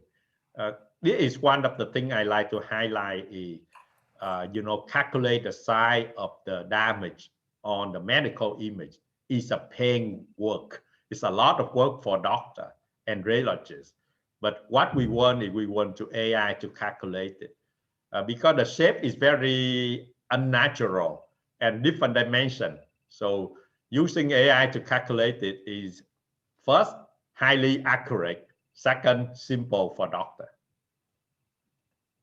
And this, medical report available on cognitive service, so we can plug it into his system, the hospital information system, very easy. So what we try to say in here is on the way from image, we have uploaded directly into our cloud by using VB1 bot, we call VinBrain bot. And then the image, we got the AI come out, and the doctor just using our UX, which is the user interface, to do the final decision and to correct the report. And then the report will be automatically generated and saved and go into his system. So it's a complete automated cycle of service. And ultimately, AI helping the doctor, and doctor make the final decision. So it's improving speed, efficiency, and accuracy. Yeah, thank you. Now, we have a question from Indonesia, from Putu Adi Susanta. He's interested about how can they get doctor aid for radiology, maybe in Indonesia. Oh, that's a great question. Fortunately, our product is in the cloud. And today we have the data storing in Vietnam and storing in cloud, the public cloud, which is Microsoft Azure right now. So if you like to interest in using Dr. Aid, we can work with you, and it probably take like a day or two to configure it, and it can be available in Indonesia. And this is how we did with Myanmar, but unfortunately with the Myanmar, it's quite a delay because of the revolution. Otherwise, we already launching like 7 hospitals over there. So very simple because it's public cloud, which is available anywhere in the world. So Dr. Aid can be, and second, the mobile app is available in Google Store and Apple Play Store. So anyone can download it. Yeah, so and with the interest of time, I can only admit one more question here. This is from Melvin Antonio. He would like to ask about the reliability of AI in detecting illness in radiographs, and how does this compared with the performance of actual radiologists. And if I may add, I'm interested about the level of acceptance of error. Let's say there are technical errors from the resulting images created by the radiographers. So what is the level of acceptance of errors? So the first thing is, I think, like, let me quickly using the data to, so let me share the screen. Okay. So here is the acceptance of the data. As you can see, is so you the way we look at it is, first thing we look at the offline, right? And let me quickly move to that. So you look at this offline, it have to be above 85% as a quality gate, number one. And with the precision and also sensitivity, like I mentioned, for all of the 21, including COVID, we all achieve 90%. I believe that with the 90% of accuracy, of including sensitivity and specificity of 95%, it is the good quality gate for reliability for doctor. Second, it depends on the way we approaching it. Is the way we approaching this is a decision support system, which just means AI doing the screening, AI doing the segmentation to indicate where is we find out the damaging. And based on that particular, abnormal finding or DC. And the doctor make the final decision. Because of the way we approaching it as a decision support system, is always helping the doctor. If the doctor doing by themselves, they just have one doctor to do. But today you can think about it. You have an assistant, and AI is the assistant. And with the step process, if we do step 1, step 2, step 3, we want to make sure that it's bring the value at the scale, not just limiting. Like we talk about like 10,000 image to test with the A/B test. We talk about like 10 days running for 5 hospitals to achieve 84% agreement. That is better. We look at least 85%, but reality, we got 90% accuracy in average. And particular with medical sensitivity, we got that. So that is where we bring the value. So I can show you the way the heat map going. It also indicate where the damage. So it is a good indicator for the doctor to say, oh, AI say there is a problem about maybe like pleural effusion. Where is it? Oh, right here with the drawing of AI to say, this is what we find. Doctor can make the decision, say, oh, that's the right one or not. Rather than doctor today, the radiologist have to read the whole thing and find out those things. AI pointed out where the problem. So thank you. Well, thank you very much, Sir Stephen Hong. I hope you are still available after the end of all the presentations, because there are still many questions for you in the chat box. So now we continue. Thank you again. And now we continue with our next topic. Our next topic is about introduction of Konica Minolta's value-added AI applications. Our speaker is Shinsuke Katsuhara, an algorithm engineer with over 10 years of experience developing computer-aided detection diagnosis software for radiography, and currently leading a development team of CAD software of the Image Processing Technology Department, R&D Planning and Administration Division of Konica Minolta Incorporated. Ladies and gentlemen, our second speaker, please welcome Shinsuke Katsuhara. Stephen, please stop. Please stop share. Okay. Okay. Yeah.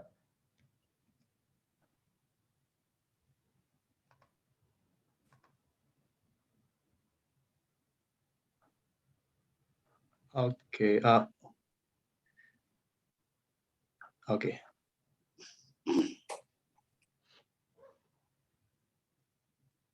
Can you see my screen?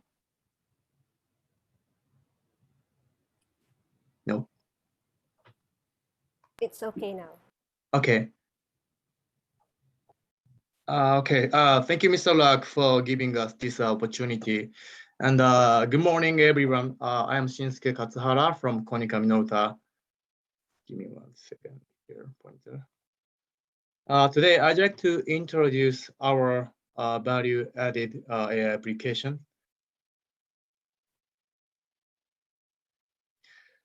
Before starting the introduction of our product, I want to explain the history of AI. Actually, we had a big wave of AI 3 times. First wave was in 1960s. At that time, the world of AI was created and introduced a basic neural network. In medical field, automated diagnosis was discussed in a paper. However, the wave was shrinked due to limitation on solving practical problem. And then we had the winter era at the time. But we had the second big wave was happened in 1980. At that time, so several machine learning algorithms such as like SVM or random forest, or so many technique was created, and productization was started in a paper of industrial area, and the concept of a computer-aided diagnosis was created here. Also, R2 technology launched first mammography CAD product in the world, 1998. So we, Konica Minolta, also launched several CAD products with second generation AI technology, such as mammography CAD and the temporal subtraction and bone suppression. There are several types of applications, for instance, like support detection of specific lesions directly, or support detection by simplifying interpretation task. For the direct support application, we launched mammography CAD. In Japan, number of images to read per day is increasing by boosting screening by government. Also increasing lawsuit due to missing breast cancer. So the radiologist burden is increasing now. Our mammography CAD support reducing their burden by detecting suspicious candidates. Here is an example here. I don't know you can see clearly on your screen, but there is an example for a case with very subtle clustered microclassifications. Here is our current performance.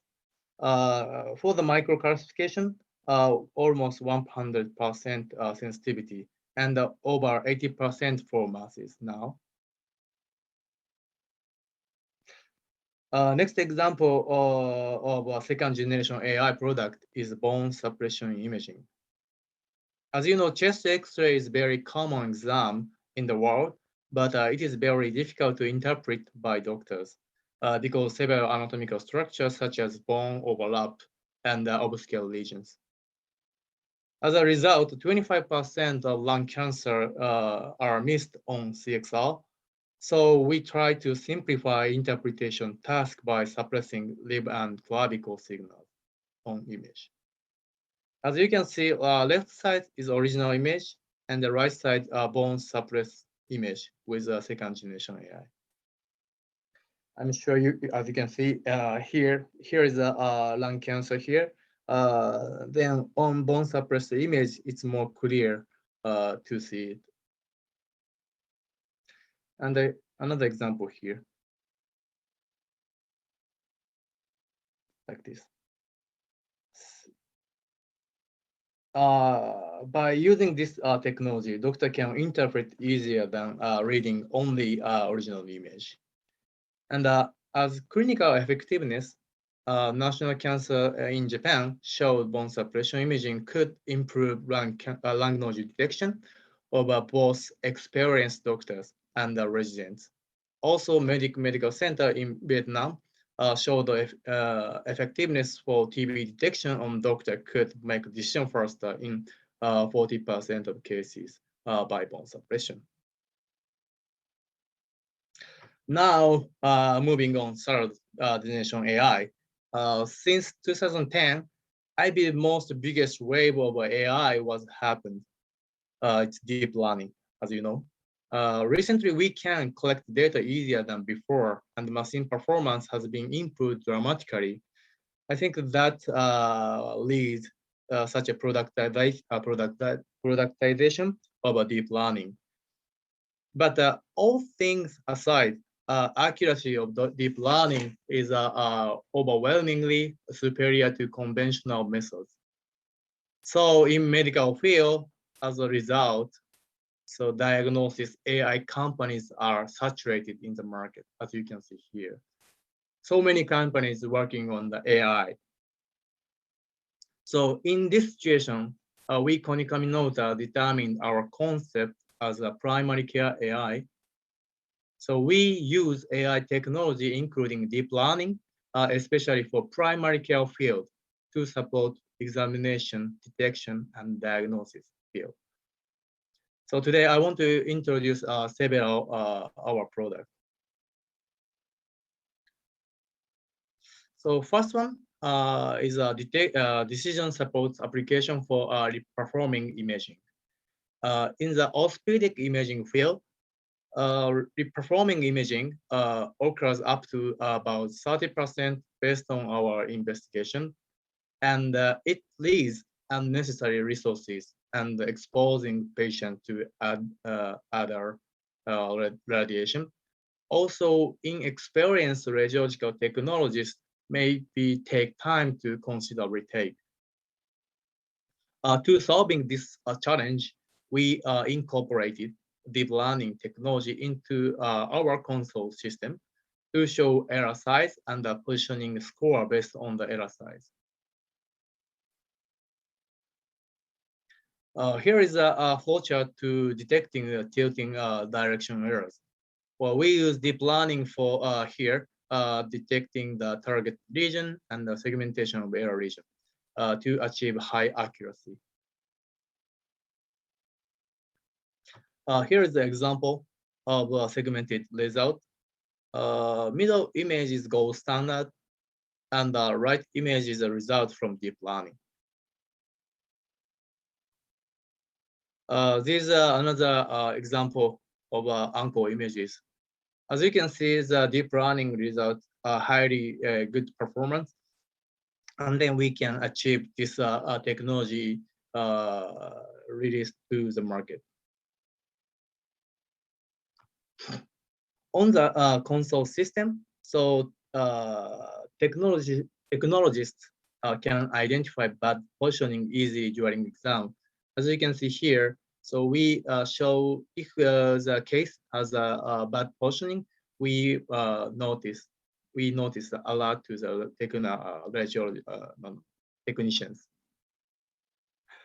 The customer voice, they said it is easy to check positioning accuracy and make a decision faster, especially in experienced technologists. Also, they can check if the AI results is correct or not on the system, like this. As you can see here, there is a error, shooting errors region here. So we have we can have both exam system and AI technology. Then we could provide this solution to the market.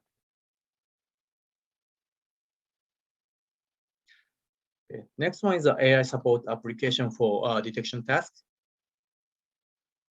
I already explained the challenges for chest X-ray exam. In addition to that, doctors need to pick up many abnormal findings on chest X-ray. As you can see, there are a lot of diseases here to be detected on CXR compared with mammography. By using the second generation AI technology, it was necessary to create different algorithms for each image findings. However, deep learning potentially can make it one at once. Mr. Steven also picked up this paper. Here is a paper from Stanford University in US. They try to detect 14 diseases with one deep learning network.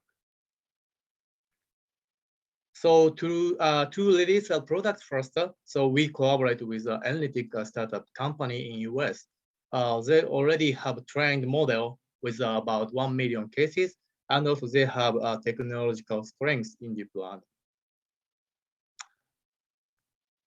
So just briefly explanation for the training step.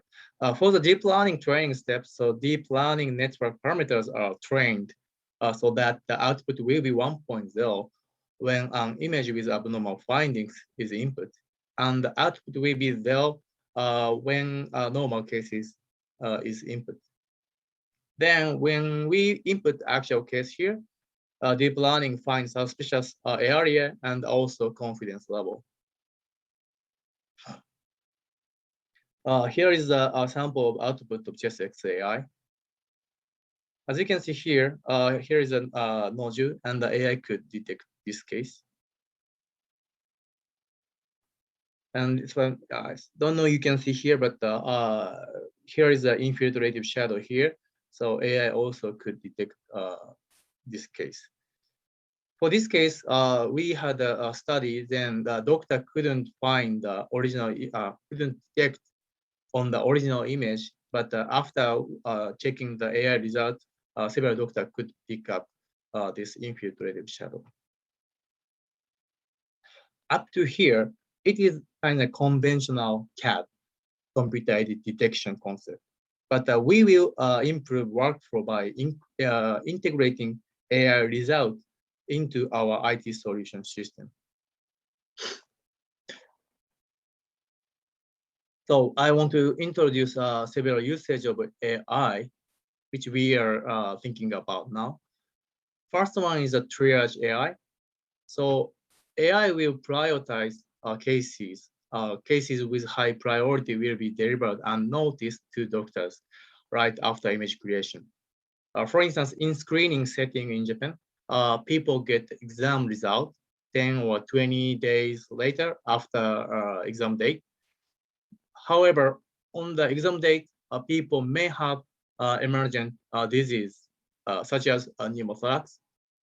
By using this system, it reduces time for physician to access abnormal cases, and the next action could be determined within same day.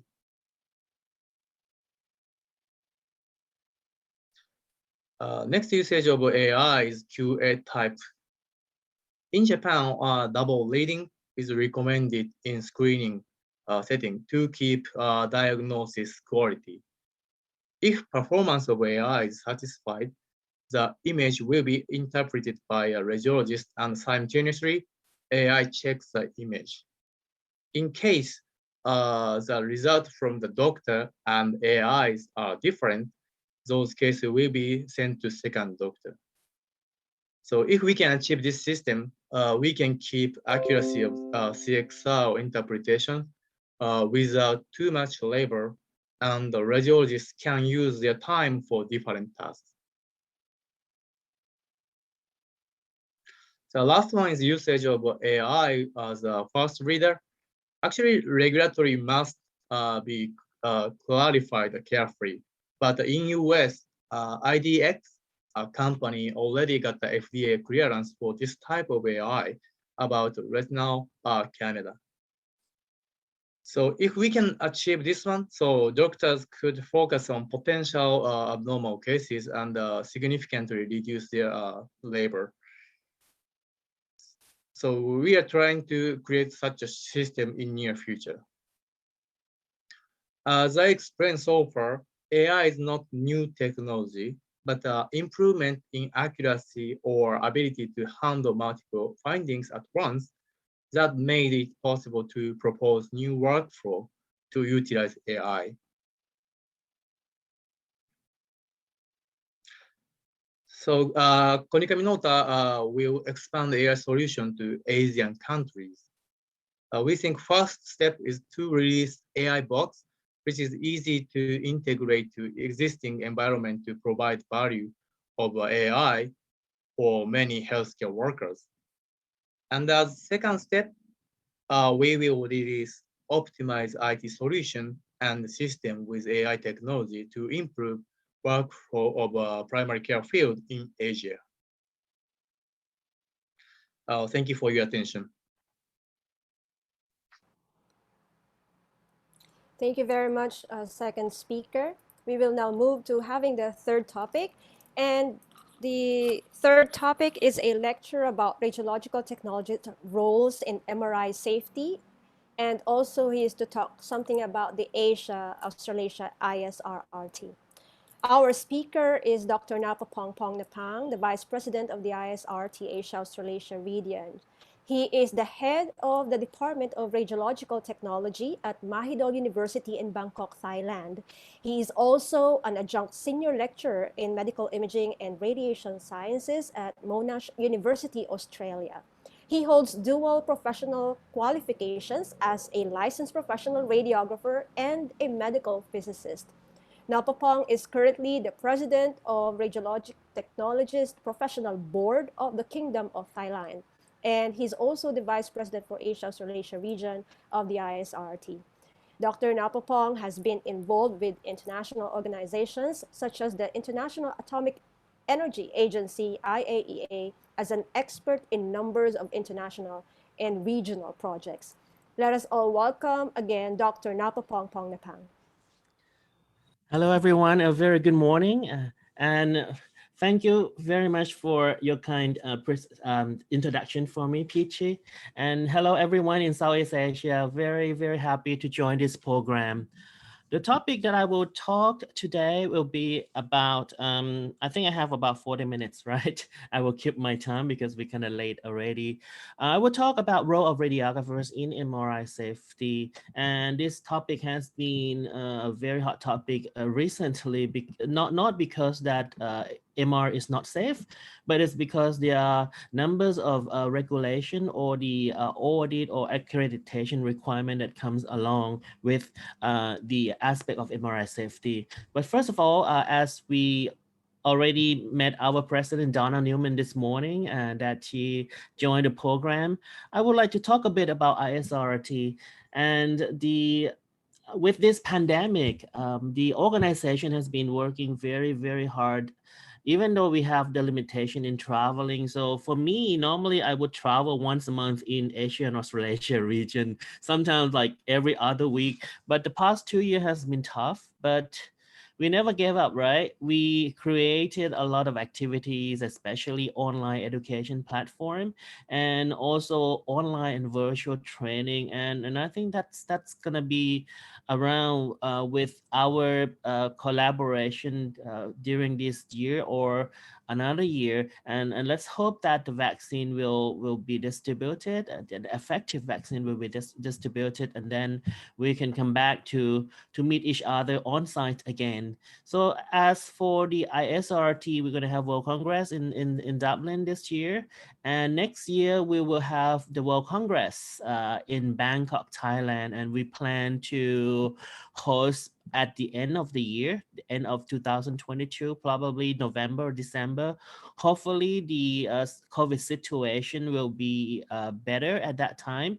Then we can start to come on site, and the meeting will be in Bangkok. And of course, we will do dual platform, both online and on site, but I do hope that everyone can come to join us. And for our colleague in Southeast Asia, this next month in July, ISRRT will collaborate with Fujifilm Asia, Fujifilm Global. We will run the online education in the, this is not gonna be commercial based. This is purely education, just got the support from vendor as the support for the platform of the talk. We will run 4 episodes, and I will contact different society in our region so that we will apply for the CPD accredited course. Then your member from your society can get certificate directly from your society, co-signed by the ISRRT. And I think this is going to be a very exciting project. We will not only do with one vendors, we will do with another vendors also, so that they can support us with the online platform. Well, the topic today that I will talk about, it will be about radiographers in MRI safety, and document that I refer to will be from the Society and College of Radiographers. This is from United Kingdom, and also the update from the ACR, the American College of Radiology, that they just recently renewed or reviewed their document about MRI safety. So the content of my talk will be will cover hazards from MRI environment, awareness in MRI safety, and guidelines for radiographers from the College of Radiographers. On top of that, I will mention about practical advisors and ACR safety guideline, and I will end with the Joint Commission International JCI new requirement, as I know that many hospitals in Southeast Asia, we follow this JCI audit, the Joint Commission International, which is the international version of the Joint Commission from the US. Well, we saw this news. This is quite sad, and it happened quite a number of times, especially in this region. And this one happened back in 2017 when a technician, not us technologists, a technician from the vendor, I believe, stuck in a machine in Mumbai hospital, and then he got like some serious injury. And this happened a lot of time. Then we join together among different professionals that practice with the MRI, that we need to have the safety guideline and the safety regulation. Before we think about safety, we must have awareness in safety. What is the awareness in MRI safety? Because we know that risks are there, and for both patient and practitioner. Radiographers, we do the examination for the patient. We both subject to this risks from MRI, and radiographers have role from patient care, professional practice, and last but not least, and this is very important, which is safety of our patient. Well, to start, the document from the College of Radiographers, the document defined the area of safety and responsibility within the MRI department. I know that in ASEAN region, in Southeast Asia, most of us are there already in terms of licensing the radiographers or with the radiological technologists. MRI is part of our practice. So if we have regulation in place, the document is there and the law is enforced, then it's good, because first we need to define responsible person. Who can be responsible? What does it mean? Responsible person means this person has day-to-day responsibility for MRI safety in the MRI center. And these people shall require to have training in and have a good working knowledge of MRI training and safety. So the person shall be delegated as MRI responsible person by the chief executive or the general manager of the department. Most possibility, this responsible person for us in ASEAN should be radiographers, because MRI is part of our education, is part of our practice. Then MRI safety must be part of our responsibility. So to ensure the adequate written safety procedures, ethical approvals, work instructions, and emergency procedures are issued to all concerned after consultation with MRI safety advisors and authorized person, and to maintain an appropriate of record MRI training undertaken by the authorized person. So this person as authorized person is the next person that we talk about. And also we talk about MRI advisor, and this can be medical physicists if they are around, but radiographers can, of course, we can be the MRI advisor. This person shall be conversant with the MRI safety issue. So CPD, continuing education program, is a must for every profession. And I am very, very happy to see in Asia region, we collaborate together to come up with this Asia CPD course, because when you study in the school, of course, you have the platform to train your student, but this is lifelong learning process. New technology come in, then you need to have the continuing professional development. And this MR safety advisor shall be contact with the safety committee and relevant professional body. This is the UK standard. So in the hospital, you may have the safety committee, then you have radiation safety committee. MR safety committee can be, and I think it's more convenient, that should be inside the radiation safety committee, because MRI is under radiology department.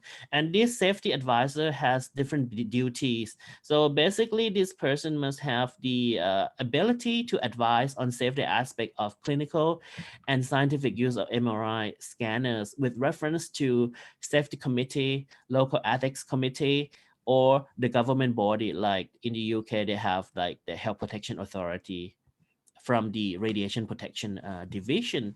And this advisor can advise on training materials. So different organizations, they have a standardized training list that you should adopt to train the different people in your department so that they can practice safely with MRI.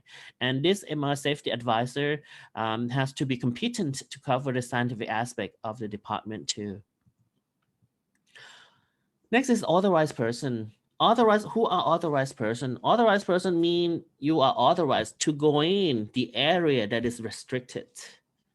For example, can anyone go in MRI scanning room? No, the answer is not. It must be authorized person. So authorized person shall be a certified list to be given access to the controlled area. I will talk about definition of controlled area later.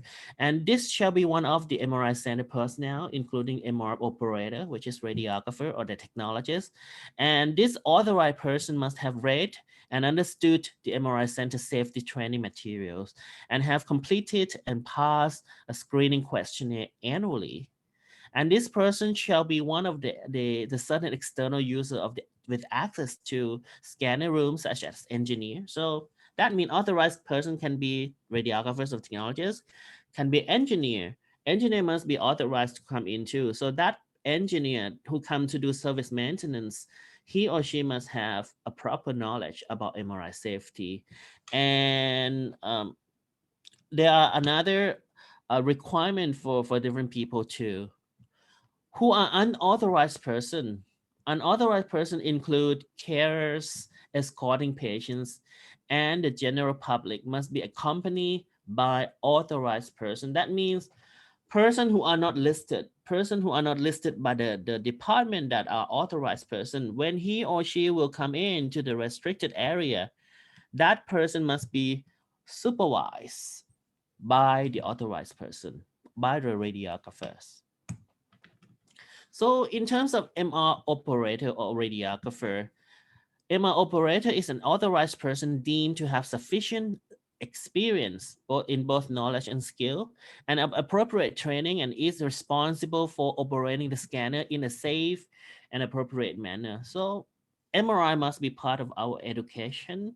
We train our radiographers to be competent to perform operating the scanner in a safe and appropriate manner, and is also responsible for the safety of the patient. Not only we do patient care, not only we do the scanning technique, not only we do positioning, we have to take care of the patient's safety also, and not only limited to the patient, because people who come into the MRI scan, not only the patient, they can be volunteers and other people too.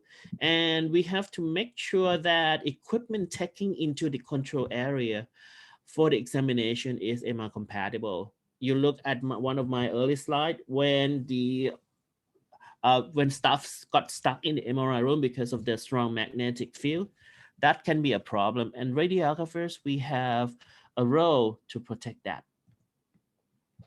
When we talk about MR safety, there are three main parts that we talk about that would relate to the component of the MRI. The first component is magnetic field. The second is the gradient, and the third is the radio frequency. So I will talk one by one about safety aspect of each component of the magnetic resonance imaging. For the main magnetic field, this is the definition. Control area is the area where the static magnetic field may exceed 5 Gauss or 0.5 millitesla. And the control area will incorporate the inner control area, the control room, and typical preparation room, including patient changing room and reporting room. And ideally, the limit of 5 Gauss or 0.5 millitesla should be marked all on the floor as a safety guide to the staff. So you have to do measurement of the magnetic Gauss line so that you know where the control area is. And what is the inner control area? It means the static magnetic field may exceed 3 millitesla. That's a lot, right? This is typical in the scan room itself, and the area should be clearly marked and access controlled by the means of lockable door. So I would talk about zoning proposed by the ACR later, 4 zones concept, and this 4 zone concept has been adopted worldwide. And due to the hazard of the static magnetic field prescribed in this section, resuscitation of patient to take place outside inner control room. So what happened with the patient? First you have to try to move the patient out from the inner control area, and you must have local rule, should be outlined as specific procedures to reflect this. So this figure show, this is the MR control area, which include like scanning room, with include like you have to control this, and this is the inner control area, which means inside the magnetic resonance imaging room itself. When we talk about bio effect of the static magnetic field, there are 2 things. First, anything from outside. Second, anything from inside the patient. So when we talk about something from inside the patient, the bioeffect most likely occur at production of vertigo. Like we see a lot now. We in Southeast Asia, I believe we start to have 7 Tesla system already. And we see quite a number of cases with vertigo-like feeling in high magnetic field at 7 Tesla. And this is due to the sensitivity to this effect vary considerably among the patient. So it depends on the on each person if what kind of response they have to this kind of static magnetic field effect. And patient and volunteer should be moved slowly because if you look at this figure inside the ear, so there are like the magnetic field will perturb the uterine hair cells inside the inner ear, so that when you move the patient too fast, in and out, the balance will not be there, and it causes something like vertigo to that specific patient. And this is something from outside, projectile and attractive forces. So because this happened, and I see a lot, you see a lot too. If we strictly adopt 4-zone system, zone 1 through 3 and 4, we will not see this happen. I will tell you why. Ancillary equipment, you see this one, if you label it, you have to label all the equipment that you will take in and out in the MRI facility. We have 3 categories of the MRI safety labeling. First, we have MRI unsafe, the red sign. That means this cannot be taken in the MRI environment. The second one is the yellow one is MR conditional. It means it can be taken inside the room at a certain condition. And third one is MR safe. You can freely take it in and out. So any ancillary equipment like the car, like anything, if you label it with a sticker that you can clearly see it, then you know that which one you can take in the magnetic resonance imaging room or not. And this one you have to train the housekeeping, the cleaner, so they know. Even people with limited literacy, when they see the red sign like this, they know they should not do things, so they would ask you. Next one is the gradient. Gradient is time varying magnetic field. So from one end to the other end, magnetic field strength will not be the same. And the gradient is on and off, right? On and off, just to localize the signal to form the image. So in this term of biological effect of the gradient, since that magnetic field would be switch on and off, like subjecting to the human body to time varying electromagnetic field leads to induce of electrical field and circulating current in the connective tissue. So this is more like peripheral nerve stimulation. Like sometimes you feel sensation in the skin. So the level of this depends on the strength of the gradient. So the concern is pulse sequences that subject to a lot of switching of the gradient can create this kind of effect of the nerve stimulation. Well, the more serious response would be ventricular fibrillation, but in clinical setting, we will not see that at all at the moment. So stimulating threshold, normally operating range would be about 45 Tesla per second. Peripheral nerve stimulating tissue is more than that, is roughly 60 Tesla per second or above. But with some sequences, like if you see, normally if you have like EPI echoplanar imaging, look in the future, especially with the 7 Tesla, you might reach that point, but most likely it's gonna be mild skin sensation, not hurting your muscle or anything. On top of the peripheral nerve and muscle stimulation, what concerns is acoustic noise. This is the real case in one of our hospital. The patient sued the hospital, and the hospital called me in to do the measurement of the acoustic noise. So what happened was that the patient with the hearing impaired, the patient's got something wrong with the hearing of herself. Then she came to see the ear doctor. The ear doctor sent her to MRI. And what happened is next, when she went back to the ear doctor, she told the ear doctor that she cannot hear. Maybe because the MRI is very loud. And then what happened was I checked with our 2 radiographers in the hospital.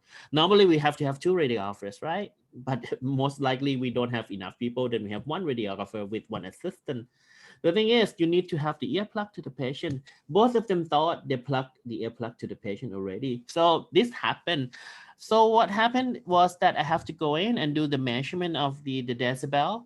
Normally, these are the level of the noise that we have. Moderate noise is like normal voice that I'm talking, ambient one. Busy road would be 80 decibel, which is loud, which is corresponding to conventional spin echo. If we do fast spin echo or turbo spin echo, will be louder.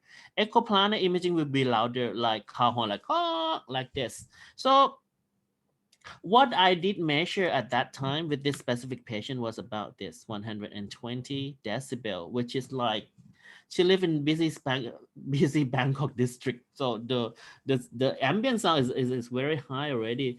The point is not this, it's the radiographers who failed to use the earplug to the patient. So what should we do? Department should provide adequate hearing protection to all patients. So this is the health authority of the UK also advised that ear protection should be provided to others in the scan room if the level reach 80 decibel. So what is 80 decibel? So this is going to be like turbo spin echo, rapid gradient echo, and echoplanar imaging sequences. Last but not least, we have radio frequency, right? Radio wave, just to excite the spin inside the patient's body to create a signal. And also the receiver coil would receive the radio frequency that emits from the patient. The bioeffect of the radio frequency include for the whole body exposure, no adverse health effects are expected if the increased body core temperature does not exceed 1 degree Celsius. In the case of infant and person with cardiocirculatory impairment, the temperature increase should not exceed 0.5 degrees Celsius. We are warm blood. We are not animal, but we are like warm blood animal. Our body temperature will not change from like if we live in the aircon room, our body temperature will not lower. If we go out into the sun, our body will not higher a temperature because we have thermoregulation. In this regard to localized heating, it seems reasonable to assume that adverse effect will be avoided if reasonable certainty if temperature in localized region of the head are less than 38 degree and the trunk less than 39 degree and the limbs are less than 40 degree. What caused the temperature? It's the energy from the radio frequency. Radio frequency come in, this is the mechanical wave. So it deposit energy in terms of heat. So the unit that we are talking about is the SAR, right? Specific absorption rate.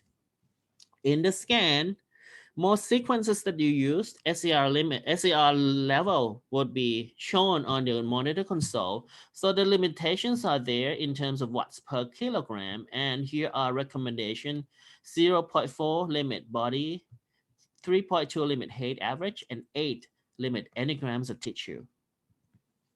What should we do as radiographers? First, good practice should mean that radio frequency deposition should be minimized in all patients. How would we know? We have to monitor. Second, an accurate patient weight should be entered into the scanner and manufacturer software will alert scanner operator to high SAR sequences. What we do is, especially in kids or small adult, SARs when it's too high, and when it's too high, the machine will warn you, right? What you do is increase the weight of the patient. That is not right. You have to, well, once you scan, you may have to do it, but you have to record it. That is SAR is a bit on the high side. And all patients should be weighed prior to scanning according to the manufacturer guidelines. Short ball magnet will be another story because short ball magnet will require us to record the height too, because normal ball and short ball, the heat deposition will be different. SAR limit, what should we do to help?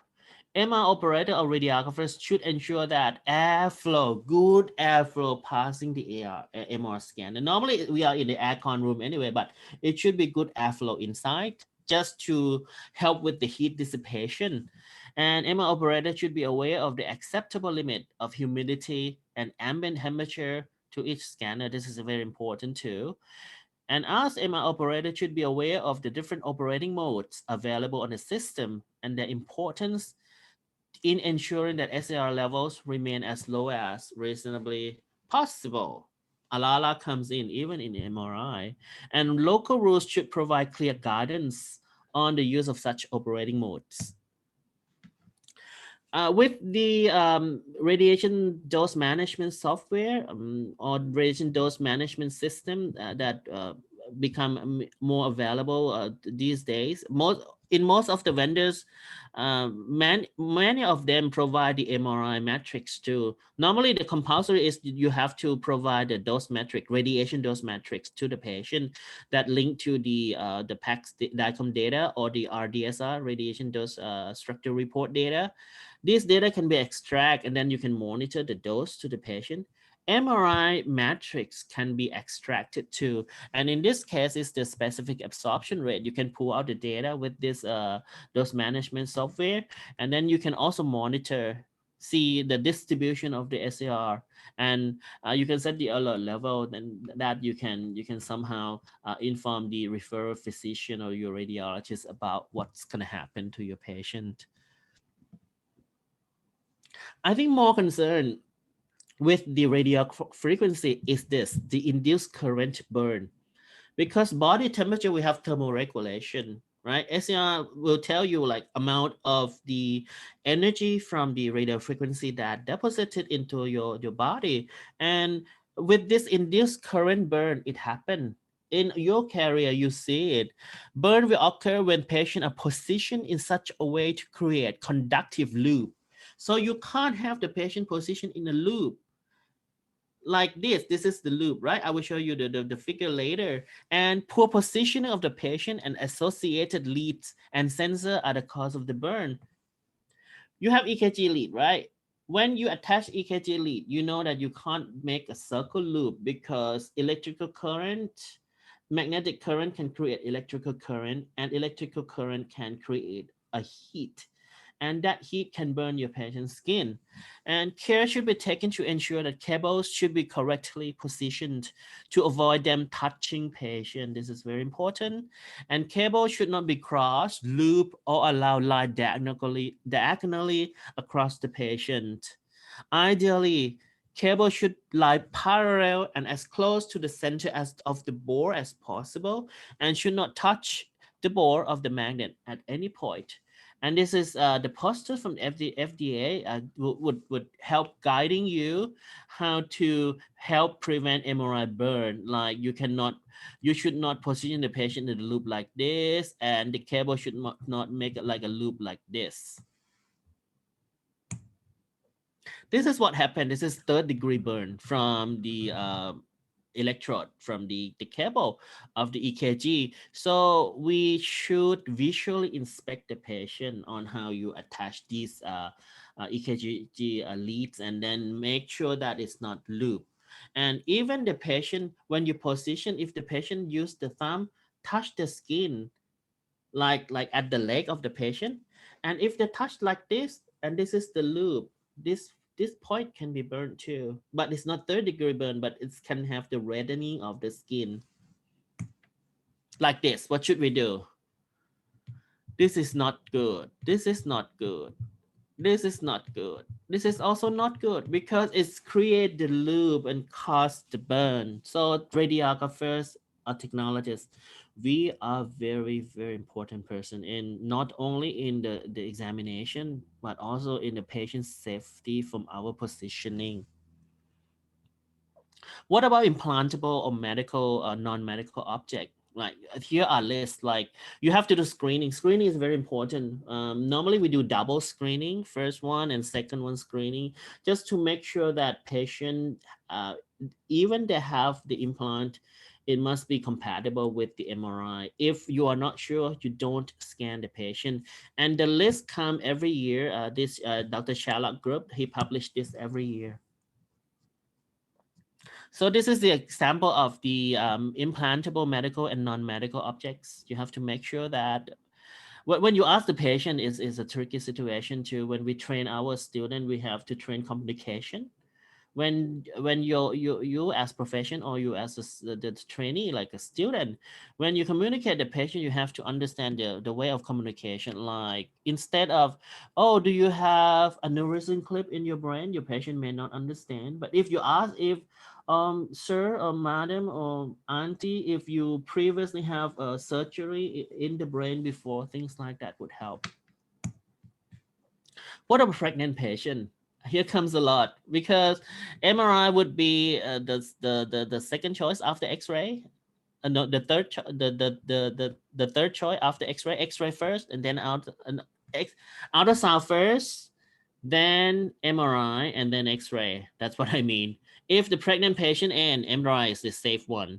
Next, if ultrasound cannot answer the clinical question, then you go for MRI. If MRI and ultrasound cannot answer the clinical question, then you go to X-rays. So MRI of pregnant patient, department should have in place a clear process of consenting and scanning pregnant patient recorded within local rule, and technologists or radiographers or MRI operator should ensure that whenever possible, scanning within normal operating mode, and scan parameters should be recorded on the radiology information system, and particular scan duration and accumulated SAR. Pulse sequence, this is important. Manufacturers often provide general guideline or guidance in their use of manual, with more specific advice available from application to support the team. And if required, you seek advice from MR advisor who knows in this specific aspect. And MR operator should utilize low SAR and quiet pulse sequence, low SAR and quiet. And pulse sequence selection and parameter manipulation, you should reduce heat effect. Gradient echo sequence generally have less radio frequency. Like if you use turbo spin echo or fast spin echo, 180, 180, 180, 180, too many pulse radio frequency coming in.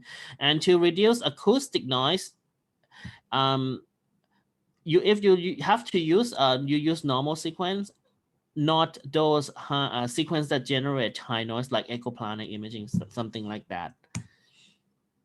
And MR safety knowledge, this one I want all of you to know. This is a good guideline for training, department training. When you want to assign people to be authorized person, here are a list of things you need to train those people. Here are the minimum requirement of lists of what you have to do in terms of training for them.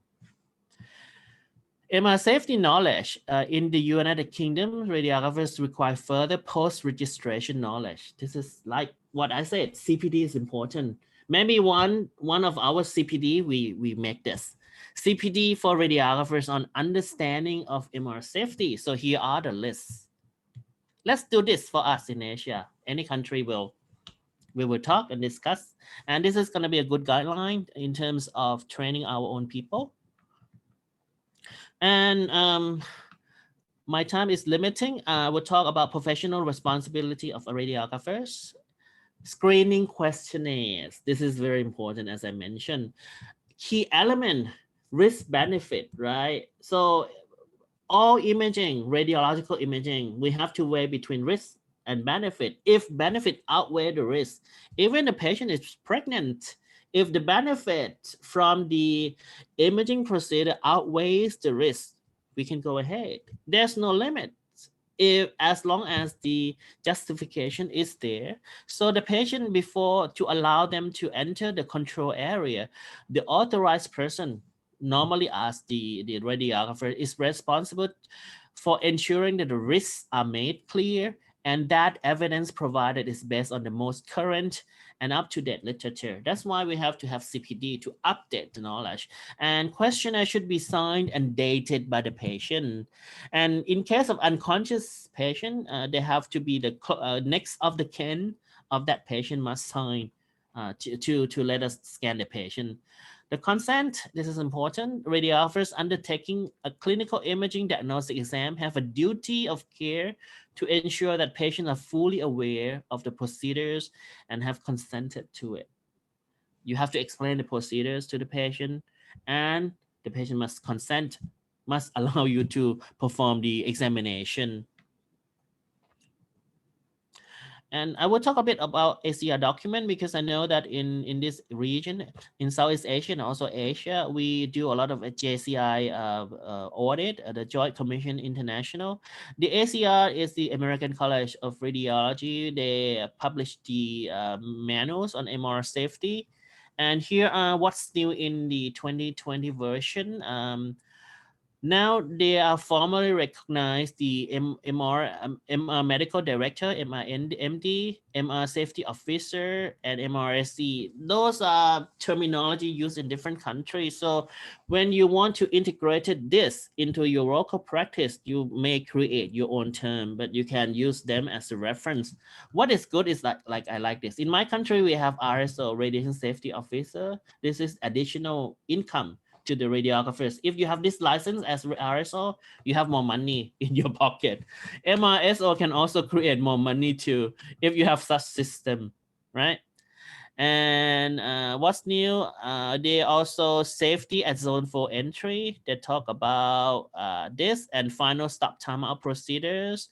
And they talk about enhanced content on SAR, including warning and lockout, and MR at 7 Tesla safety, because now in the US, they have more and more 7 Tesla scanner after FDA cleared this safety so that we can use 7 Tesla MRI in the clinical setting.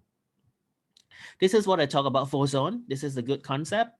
I think throughout the world, we adopt this 4-zone system, right? Zone 1 and zone 1 is like general area. Anyone can come in. Zone 2 will start patient entrance. So now you can identify who are the patient. And restricted zone would start from zone 3 and 4. So patient screening should be done on the screen at zone 2. And then zone 3, you have like toilet, induction recovery. We have like a place where you can monitor or observe the patient. And like last but not least is zone 4. Zone 4 is the MRI room itself. Even you want to be accredited by the ACR or the JC Joint Commission in the US or the JCI, you don't have to redo your department. If you have existing department, at least you have to adopt zone 3 and 4. Zone 1 and 2, if you have existing facility, if you can't do it, it's okay. But you must have zone 4 and 3 and 4. And staffing in the US system, they have 2 types of people: level 1 personnel, level 2 personnel. Level 1 is like in general, like people that are not us, that are not like authorized person. Level 2 will have more knowledge and training and capability in terms of providing the knowledge or the guidance. So in the US guideline, there will be minimum of 2 MR technologists or 1 MR technologist with another individual with designation of MR personnel in the zone 3 and 4. So only authorized person in UK term or level 2 personnel in US term can go in zone 3 and 4. The equipment should be level, all right, and ensure that all of them are safe. This is the labeling that I talk about: MR unsafe, MR conditional, and MR safe. These are I think this is the best practice what we can do now in terms of MR safety. What our pregnant patient for the ACRT American recommendation is that, well, X-ray is out. If first choice would be ultrasound. If ultrasound do not give the answer, do MRI. And contrast should not be administered, just plain MR. What about worker? Worker, we can do all the things. The ACR guidelines say that radiographers or technologists can do anything. Positioning, scanning, archiving, inject contrast in a country that we can do, and entering MR room in response of emergency. Basically, there is no limitation of the pregnant radiographers.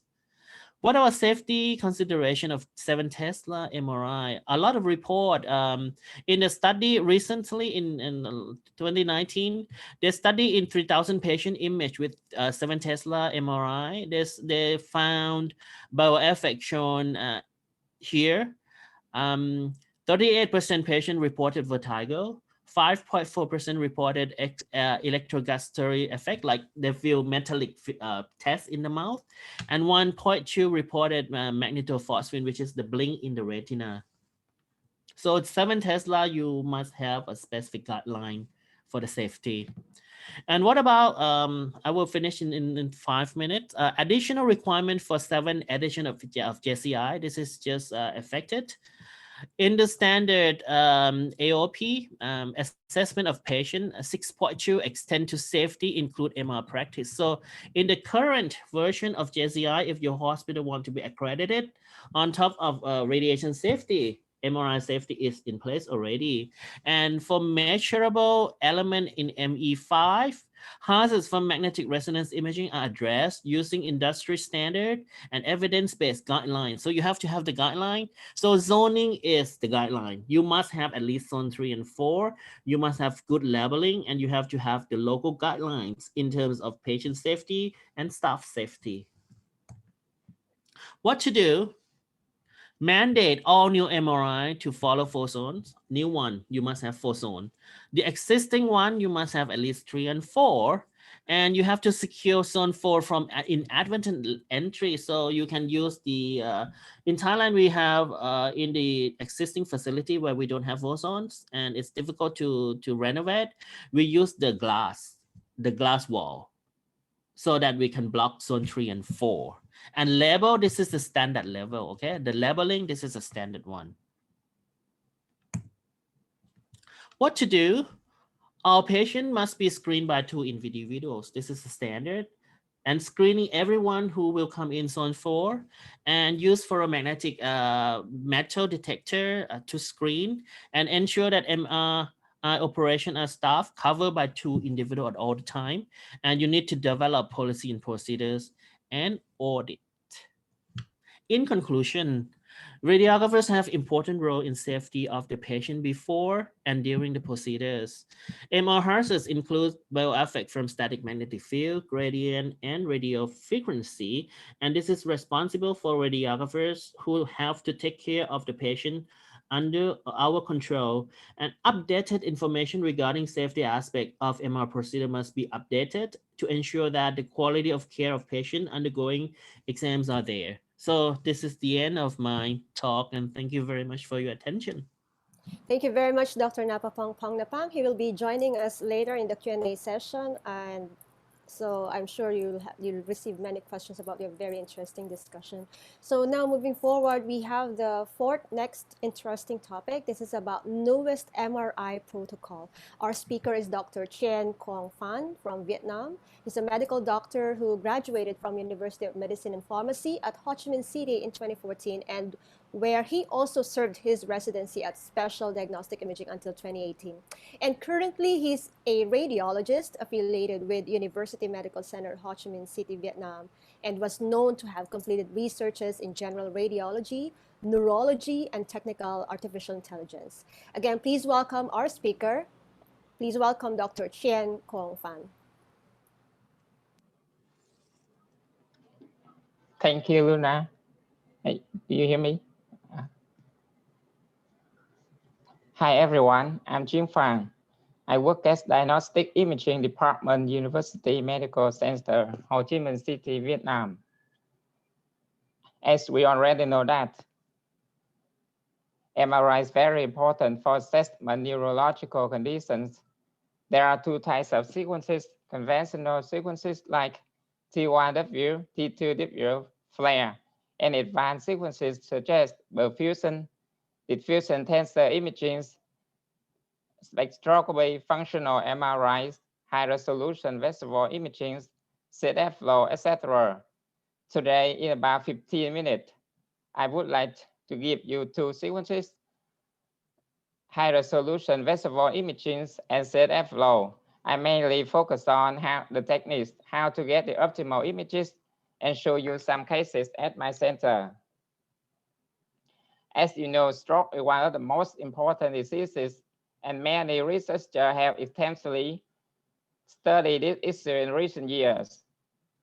Besides clinical and pathologies, MRI with advanced sequences like high-resolution visual imaging help us depict some types of etiology of stroke. This image shows you histologic example of atherosclerotic plaque. Some characteristics for differentiating stable from unstable class are hemorrhagic, neurological, thin or discontinuous, fibrous gap, and intra-blast neovascularization. Look at the example here. This image with high-resolution visual imaging show you neovascularization with focal enhancement in plaque, calcification with dark signal in on sequence, and necrotic scar, fibrous gap, discontinuous here. The feature indicate unstable class. High-resolution visual imaging must be satisfied three requirements. One, high spatial resolution. It means that we need small voxel burst sufficient signal-to-noise ratio. Two, it's multiplanary reconstruction. Three, spread blood and CSF flow. To get high spatial resolution, we need both small voxel burst, enough signal-to-noise ratio. To get multiplanary reconstruction, we need 3D sequences. And to spread blood, we need black blood imaging. Look at this formula. Signal-to-noise in 3D dimension. We can change the factors to increase signal-to-noise ratio, but we need to balance between time acquisition and signal-to-noise ratio. For example, if we increase net or the X-ray bandwidth, signal-to-noise increase, but time acquisition increase too. So our center, this my protocol, the sequence suitable AT1 space. It's a kind of 3D fast beam echo by Q Vista. Now I will give you some cases at my center. Case one, the 37 years old female with small acute ischemic stroke in the left hemisphere. So on the diffusion tensor imaging, on 3D TOF MRI, we see decreased signal flow on the left icon compared to the right. On 3D T1 by post contrast, we can see that prolonged concentric or thickening with strong enhancement. And vasculitis is probably the cause. Case 2, 33 years old male, acute ischemic stroke in the left hemisphere were depicted on diffusion tensor imaging. On 3D TOF MRI, we see signal loss on the left of the left icon. Thrombosis at the terminal of the left icon were seen on the T1 space pre-construct with high signal intensity. Axial reconstruction and sagittal perpendicular sagittal T1 space and sagittal high resolution perpendicular as cavernous segment, we could easily depict two lumen with intimal tear and icon dissection were confirmed. In the last example, I show you some cases with characteristic of unstable glass. This patient had eccentric plaque, just small, just more eccentric blast, so we need high resolution visual imaging to depict this blast moderate enhancement here. The image of another patient have intra-blast hemorrhage with high signal intensity on T1. And this patient has blast at the origin of ISRRT with thin fibrous gap and enhancing component. The feature show unstable blast. Now we move on to the second technique. It would be ZF flow. As we know, ZF flow influenced by intracranial blood pressure, cardiac cycle, blood perfusion, etc. In systolic phase, the intracranial increase and the ZF flow descending forward and vice versa. So we can use the phase contrast sequence with EKGs or pulse trigger to identify flow direction and measure ZF flow velocity as well. In this presentation, I focus on how to get the right sequence data for evaluating flow parameters. First, have a look at phase shifts during the application of bipolar gradient. One, stationary spin acquire the same amount of negative phase shift and positive phase shift as the bipolar gradient is applied. Second, spins moving in the opposite direction acquire negative net phase shift because they are more drawn to the negative lobe of the bipolar gradient. In contrast, spins moving in the same direction acquire positive net phase shift because due to the increased magnetic field with the direction of the flow. A crucial parameter for every phase construct examination is Vnc Velocity Encoding, because you know, with the use of bipolar gradients, degrees of phase shift are encoded and in turn correlated directly with the velocity of the photons. Using appropriate Vnc is one of the most important steps because you know that aliasing artifact occurs if ZF velocity is larger than Vnc and small signal-to-noise ratio happens if ZF flows much smaller than the scale. The question is how to choose the right Vnc scale. As you know, range of ZF velocity is about 3 to 8 centimeters per second. So the velocity encoding at 10 centimeters per second would be appropriate in T people. But when the patient gets the disease increasing the velocity, like NBH patient, normal pressure hydrocephalus patient, we do not know the range of velocity in advance. Let's look at the example here.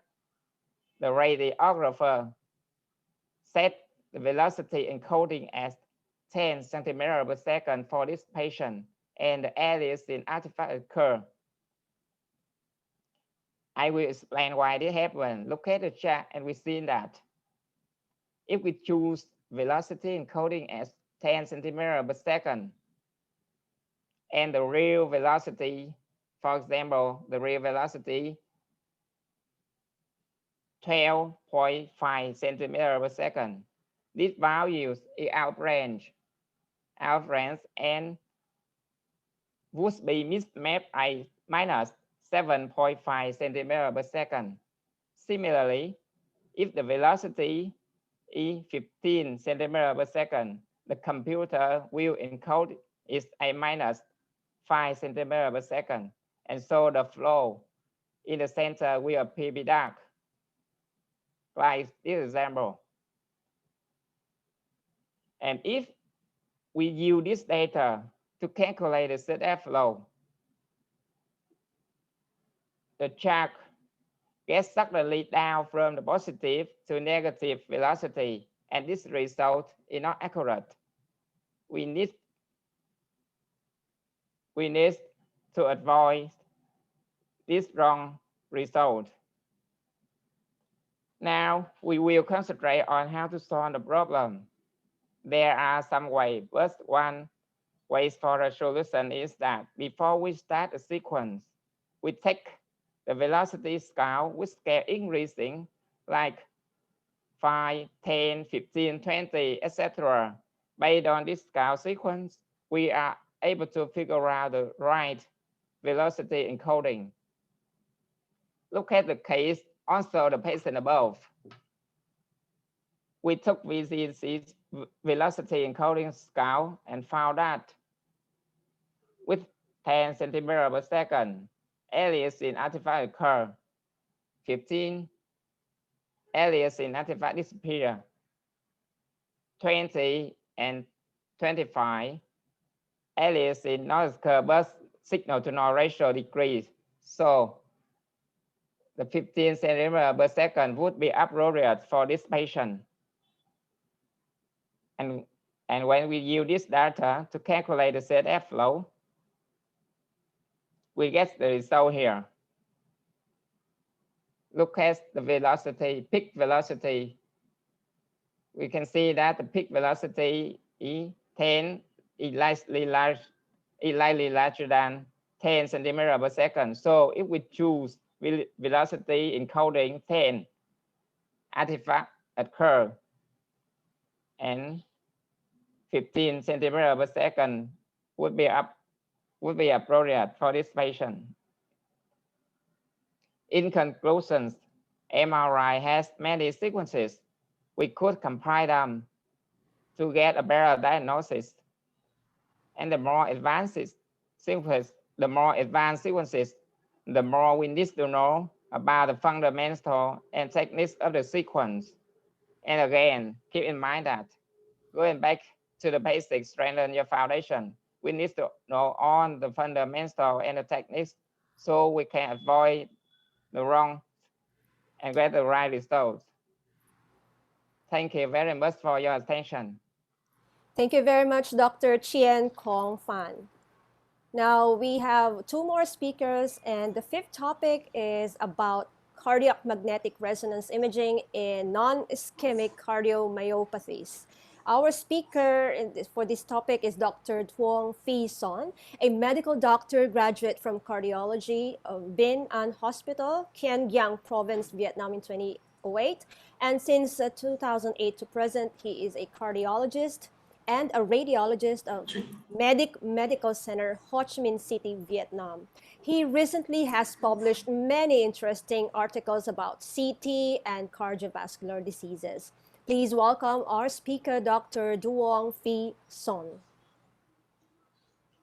Hello, you hear me, Pechi, Luna? Yes, loud and clear, sir. I know we are playing, so everybody tell us. So I will present quickly my topic. And I am a Dr. Truong Phi Son from the Medical Center, Ho Chi Minh City. Today, I talk my topic about cardiac MRI imaging non-ischemic cardiomyopathy. And we know the cardiomyopathy are the myocardial disease associated with the cardiac dysfunction. They are less about the dialectic cardiomyopathy, hypertrophic cardiomyopathy, restrictive cardiomyopathy, and arrhythmogenic right ventricular cardiomyopathy or Pacific cardiomyopathy. Now we have a rebrand about the ASA, the classification of the cardiomyopathy, and divide two groups, primary and secondary. This slide showed about the cardiomyopathy divide two groups, primary and secondary. And we know a lot of the methods for the assessment of the cardiomyopathy, for the blood test, X-ray, ECG, and we know the echocardiography is the initial evaluative method for the cardiomyopathy diagnosis, but it has some response and limited by the poor acoustic window. But now cardiac MRI has a lot accurate assessment of the myocardial anatomy, function, and tissue characterization, and especially cardiac MRI is not limited by the poor acoustic window. And my purpose to give you the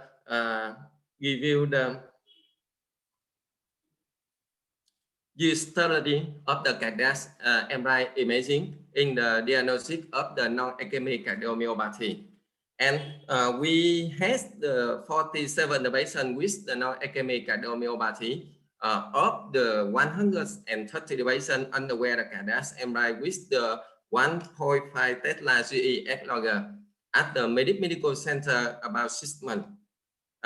We had the cardiac MRI protocol. We had the some spin echo cycle separate the signal from the plus and fast. That's a dark blood, dark fast to highlight the myocardial and vascular wall signal. And especially cardiac MRI has the Cine MRI check the imaging throughout the cardiac cycle to perform the assessment of the ventricular systolic function and the double ER fast spin echo T1.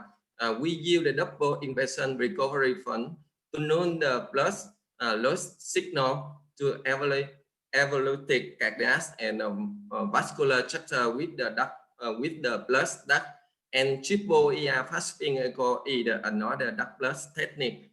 We use the double ER pump to duct plus and another ER pump to the suppress the fast. That's either duct plus and duct fast. And we have about the cardio perfusion imaging to assessment myocardial microcirculation. And especially in the cardiomyopathy has the technique very important. That's the GI technique, inversion time technique to determine the known normal myocardium time. And latest, that's the known normal myocardium will be done in contract the enhancement at normal myocardium. We usually can about after the 10 or 15 minutes when I ingest the gadolinium. And the last technique is the blood quantification imaging to measurement the blood velocity. I usually is in the measurement about left VOT in the hypertrophic cardiomyopathy of the patient. And recent we had the 30 the hypertrophic cardiomyopathy, either non-compassion cardiomyopathy, 4 amyloidosis cardiomyopathy, and 3 myocarditis, and 1 Anderson-Farley case, and 1 arrhythmogenic right ventricle cardiomyopathy. We see cardiac MRI has been useful imaging modality for assessment the non-ischemic cardiomyopathy with high accuracy. The first disease we saw the hypertrophic cardiomyopathy. That's the most common sudden death in the young people. It had the hypertrophy and the left ventricle. It had the 70% objective left VOT and the 25 non-objective left VOT. If the patient has the latest over the 50%, is increase the risk sudden cardiac death event. Here, this is the young woman who go to the hospital by the tired and chest pain with cardiac MRI. So the technique of the interventricular system, and we see the technique of the anterior wall as the basal of the left ventricle. And this patient has the objective left VOT and the sham mitral valve.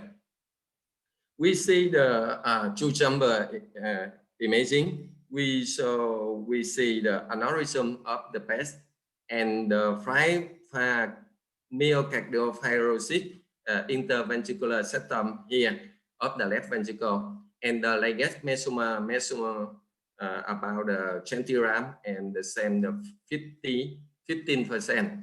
The final diagnosis did the patient was the asymmetric hypertrophic cardiomyopathy with the objective with left VOT. And the second disease, arrhythmogenic right ventricular cardiomyopathy, is an inherited condition by the fibrofatty enlargement of the left ventricle wall.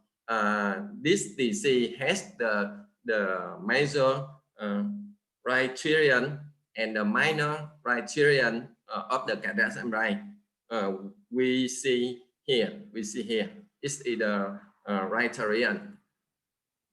And for example, this is the old woman who go to the hospital by the cycles and under the oxygen cycles, under oxygen, and we cardiac MRI show the akinesis of the right ventricle wall, increase the and the diastolic volume about 110.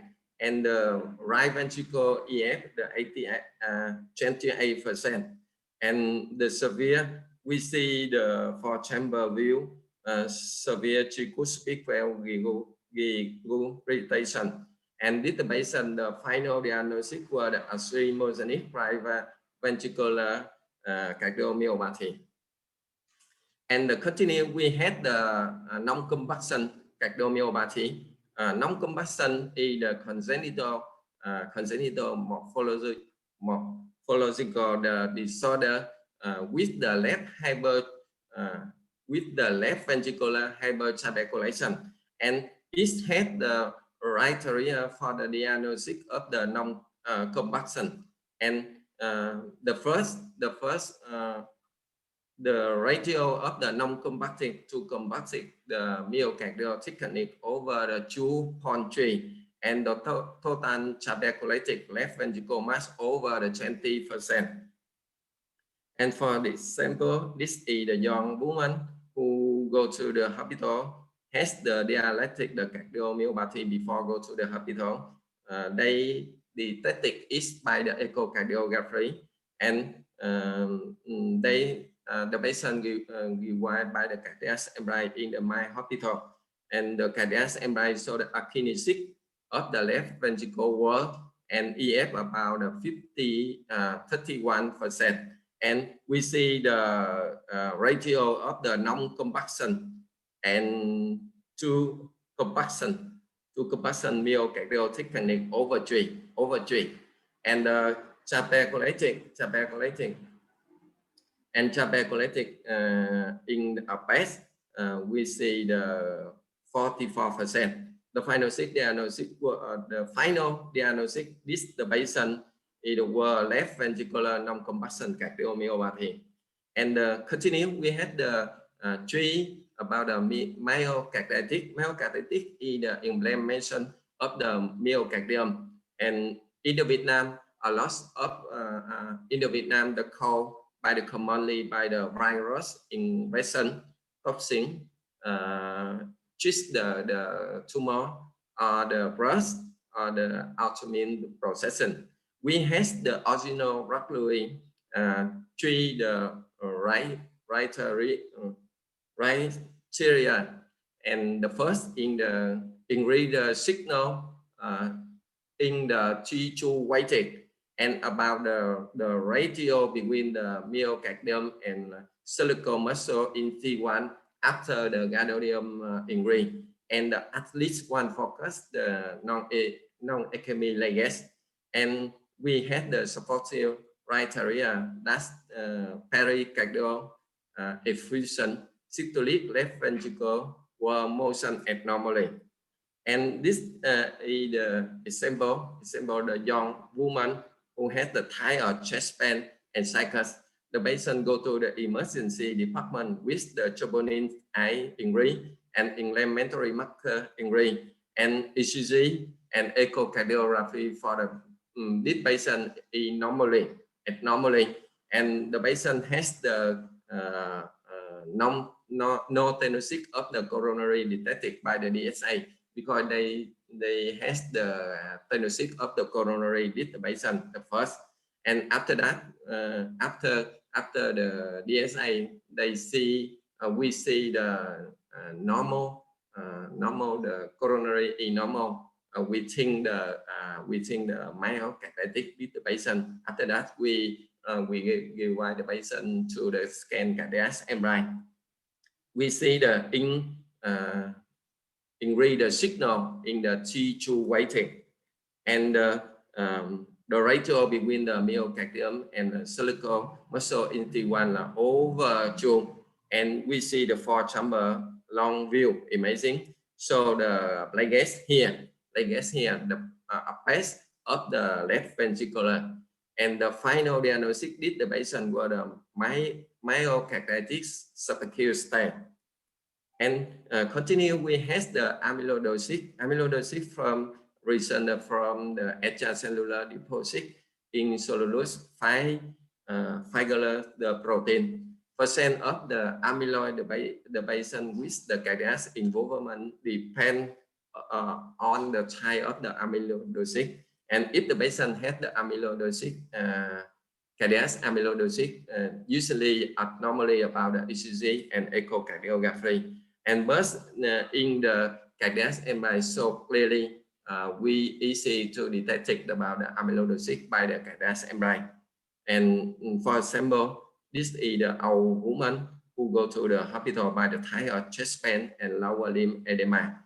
And the patient scan the cardiac MRI by the sympathetic resistive cardiomyopathy. The short view, we see the symmetric, the hypertrophy of the left ventricle, and the enlargement of the post atrium, and the interceptor thickening in intertrial septal thickening 9 millimeter. And the TI technique, we see the myocardium with the null spawn before the low spawn, and we see the 4-chamber long axis imaging, so the pericardial effusion and pleural effusion, and the myocardial delay enhancement psychodemonstratic diffuse and the circumferential hyper enhancement. This the patient has the diagnosis for the amyloidosis cardiomyopathy. And the last disease, Fabry disease is the X-linked inherited disorder. Reason assess the deposit of the ricopinolipid within the multi-organ character of the cardiac in the Fabry disease in blue the left ventricle hypertrophy and fibrosis. And for example, this is the young man who go to the hospital because tired and the chest pain. The patient go to the emergency department because they is right turbulently injury, and echocardiography show the akinesis of the left ventricle wall EF about 44%, has the pericardial effusion moderate, and the patient has the no stenosis of the coronary artery detected. The patient scan the cardiac MRI. This is the short view. We see the symmetric, the hypertrophic of the left ventricle basal area, and myocardial fibrosis here in the basal of the left ventricle. This patient for the cardiac MRI, this patient suspected the Anderson Fabry disease. Conclusion: we see cardiac MRI has been useful imaging modality for assessment non-ischemic cardiomyopathy with high accuracy. And the cardiac MRI is not only establish diagnosis, but also prognosis and treatment. Thank you for your attention. Thank you very much, Dr. Truong Phison. Now, our last topic for discussion is about artificial intelligence for diagnostic radiology. Our speaker is Yoshiyuki Watanabe. Dr. Yoshinuki Watanabe is a medical doctor, graduate from Osaka University School of Medicine. He earned his PhD from Nuclear Medicine and Radiology at Osaka University Graduate School of Medicine, and completed residency from Department of Radiology, Osaka University Hospital, Osaka, Japan, and his fellowship from Department of Radiology, Osaka National Hospital. His specializations include diagnostic radiology, neuroradiology, and artificial intelligence. He is currently the chairman and professor of Department of Radiology, Shiga University of Medical Science in Japan. Please welcome our last speaker, is Dr. Yoshisuke Watanabe. Thank you for the Morning, introduction. everyone. Yeah. My name is Yoshiyuki Watanabe from Shiga University of Medical Science in Japan. Today's my talk is about recent topics of artificial intelligence for diagnostic radiology.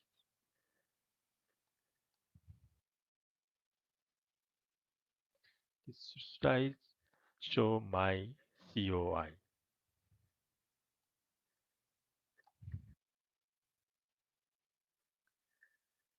This slide shows today's my topic.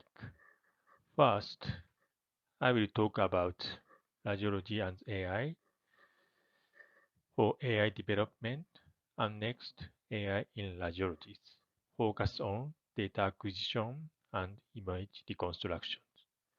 Next, I will show our AI research for neuroradiology.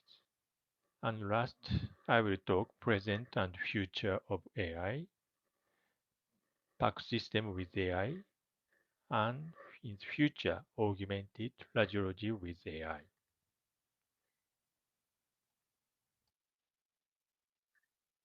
This slide summarizes the history of AI boom. Now we are set, we have a third AI boom. As you know, there are first AI boom in the late 1950s and second AI boom in 1980s. Between these boom, there are winter term for the AI.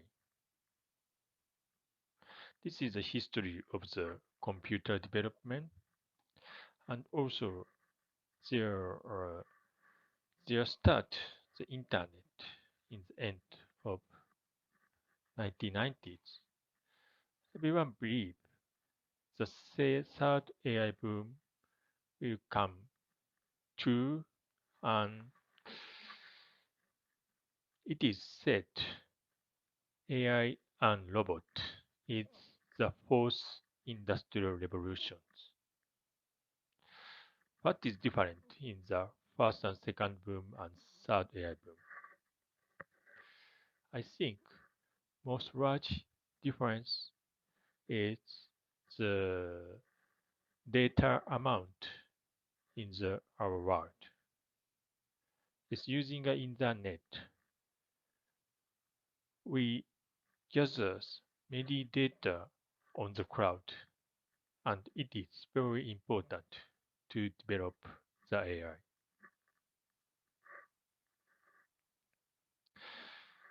And this last blue segment, this is radiology related AI. In the first CAT computer assisted diagnosis paper is published in 1966. It's still very long, over 50 years to use the computer to radiology diagnosis.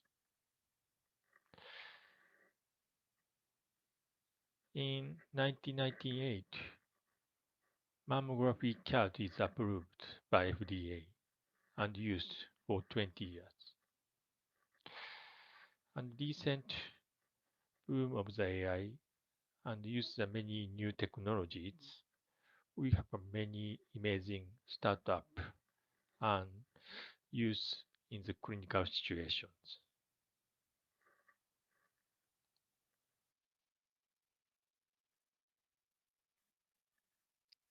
This slide shows there are many AI applications in radiology department. Is to get the radiology image and reading, there are many steps. First, the doctor needs to order the imaging exam and scheduling. And patient come to the radiology department, get the acquisitions, and for the CT, the MR, we need the image processing, And after we get the image, radiologist read the image and report. And the physicians communicate with the patient and to do the treatment or to do the next step. There are many things to do supported by AI for each section.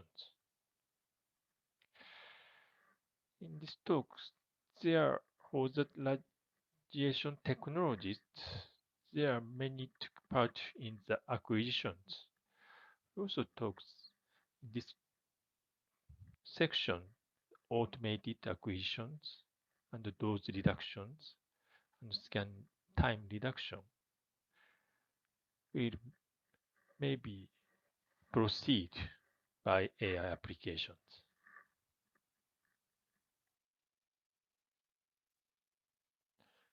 This slide shows automated patient positions using AI by GE new CT scanner, Evolution CT. CT is very easy to select the patient and set the patient protocol. And the patient is on the table. This 3D camera check the patient positions and also set the landmark position using the AI system. 3D camera also check the patient depth and set to the auto centering.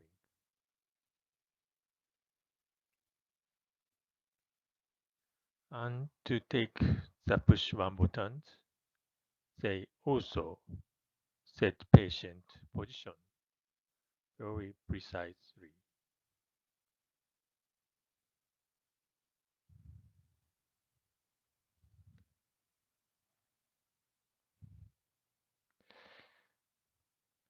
And patient is setting, we can start the patient scanning. Maybe this machine is increasing, like another vendor also preparing these machines.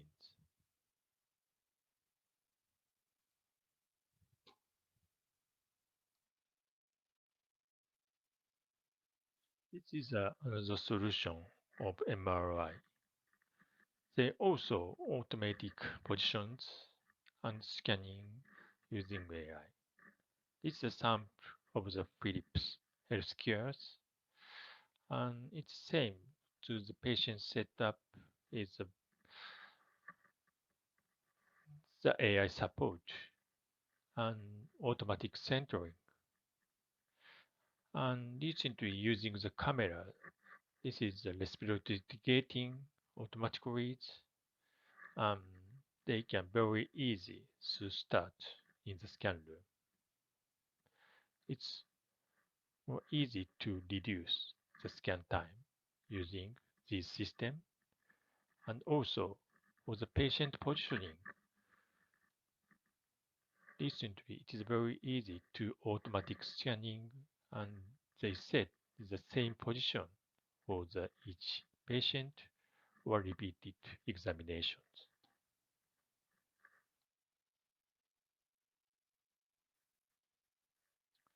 It's a very hot topic. Machines to the AI algorithm embedded in a mobile X-ray device. In this device, technology gets the image. The machine also learning there are pneumothorax in this image. I think this is a very useful use in AIs, and it's for the pneumothorax. It is very important situations, and it's more shorten the time the doctor realize the patient conditions and do the intervention more fast.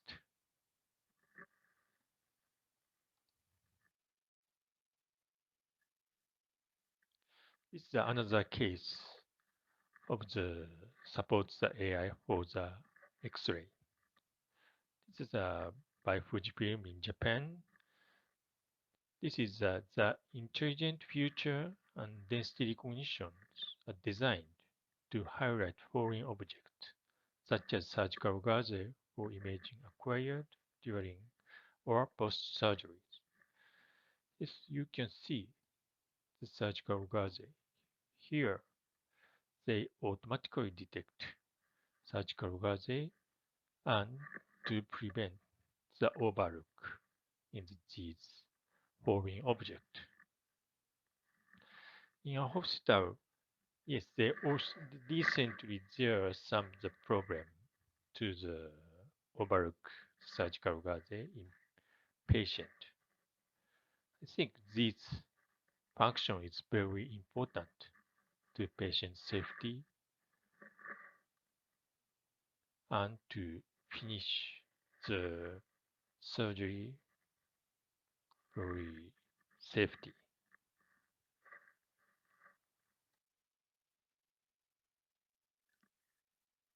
And another topic is the image quality improvement using by CT and MRI using deep learning. As deep learning reconstruction is widely accepted to reduce noise and get high resolution image. This improvement for CT, we can get the very low dose acquisitions, and for MRI, the very short time acquisition. This figure shows sample of the CT. What A is recently hybrid iterative reconstruction, and B is the deep learning reconstruction.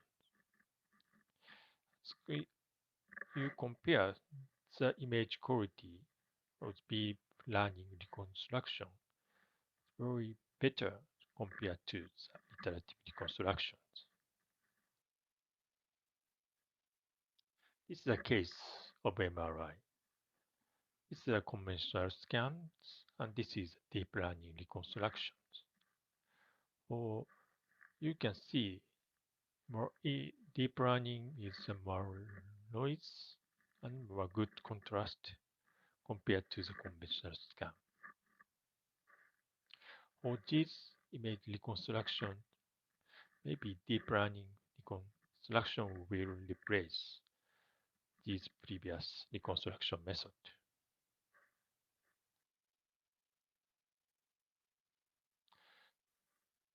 I will show the very new reconstruction algorithm by AI. This is a very useful application to AI in the some problem of the new developed technique. This paper shows the improving the image quality of synthetic FLIR image using the deep learning. Synthetic MR is recently used to get the one acquisition to different TR and TI and TE, and to calculate multiple images like the T1 weighted image, T2 weighted image, and FLIR or double inversion recovery to get the one sequence. And this is widely used to get the very short acquisitions and get the quantitative measures. But one problem is the synthetic FLIR. The CSF signal remains like A. Usually, using this technique, we get conventional FLIR again. But to do this is the teaching data. We get the deep learning to make the synthetic FLIR we get a deeply learning FLIR with no CSF artifact.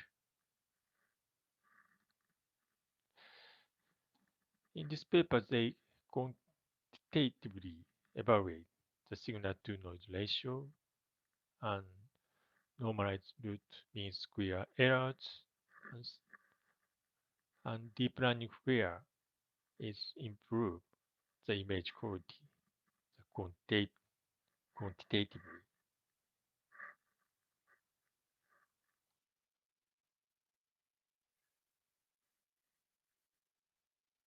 Next, I will show our AI research for neurologists.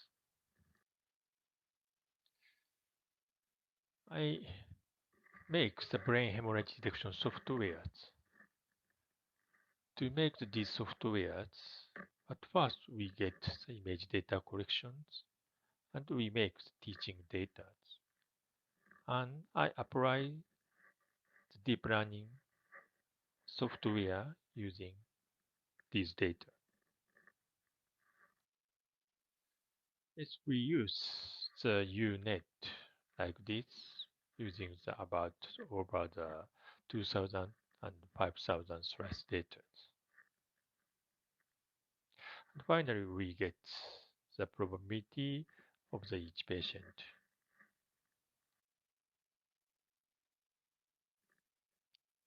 This brain CT shows 80 years old male with mild brain trauma. Do you find some hemorrhage in this CT scan? It's using the AI algorithm, we can see these very high probability area using these red areas. This is the result of our leading session using for intern, resident, attending each 5 doctors. This is the sensitivity and specificity of each doctors. The dark line is the using AI. For the attending, resident, interns, all increase their sensitivity using the AI. Also increase the specificity using AI. But in this slide, in our setting, AI can detect over 9% hemorrhage. For the intern, they detect 60% to 70%. They increase 10%, but they could not detect these 20% cases. This slide shows the leading time of each reviewers. As for all doctors, the leading time is significantly reduced using the AI. This is also same the attending resident and intern, but for attending, this reduction is not significant.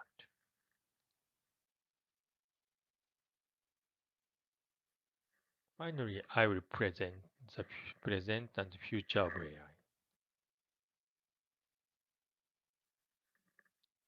There are 3-step technological approach for medical imaging AI. This slide by Fujifilm for their system. They think at first one, they need to organ segmentation to get the AI support. Next, computer aid diagnosis. And next step, workflow streaming, like to the automatic reporting.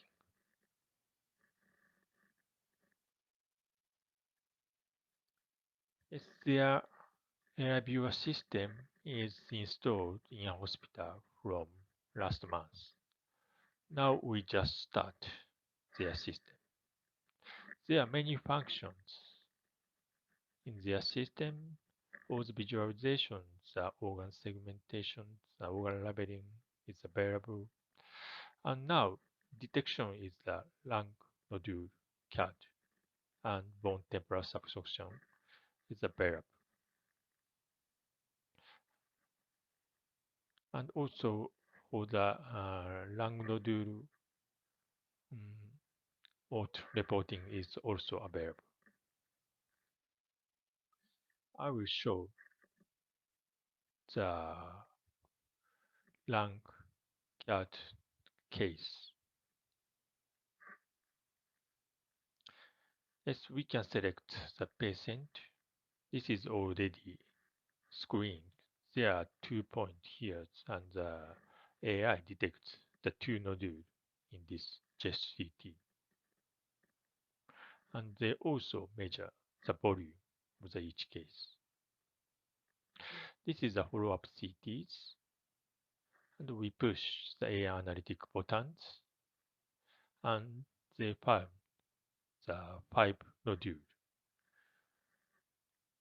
To compare this, we can very easy to detect increase the lung metastasis using this analytic result.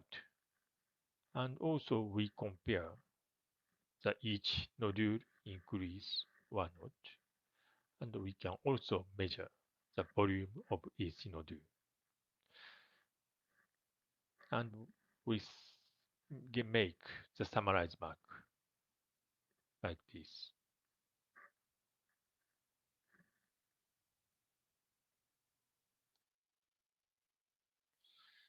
And future in the possibilities for AI is for global health. This Radiology article said the possibility that AI in low and middle income countries.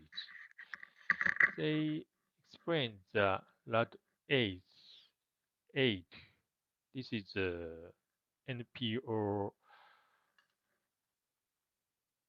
performance for the USA, and 3-pronged integrated strategy for AI adoption in resource-poor health institution is presented, which include clinical radiology education, infrastructure implementation, and phased AI introductions. Maybe decent next 5 or 10 years, many radiology equipment was widened to the many countries. Maybe AI will help in this situation. They say maybe AI application is developed by developing countries, and we make the AI and clinical applications, and it will narrow the information gap. Maybe they use the cloud platform, and it's more easy to AI and clinical applications use these situations. In this paper, a comprehensive clinical radiology education program must also focus on radiation technologies. AI targeted for assisting technologists in quality control activities can only succeed if technologists have good imaging skills. I think in this point, technologists will do very important part to support.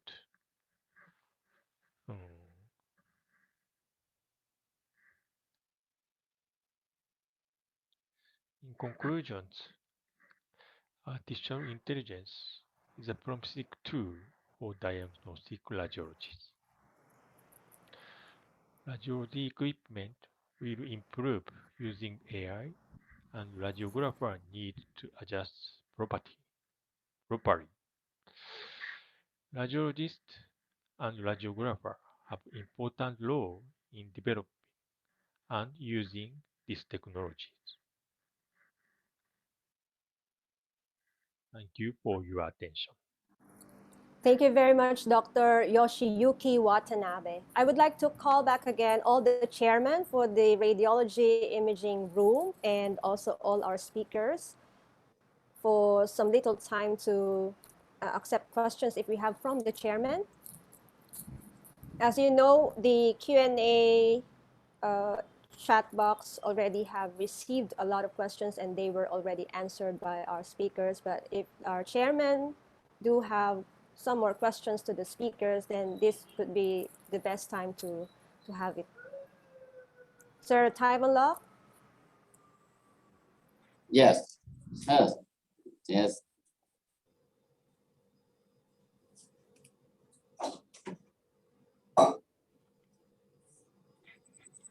Thank you, everyone. Yes. So do you have more questions to the speakers? If none, I'll proceed with the closing of the program.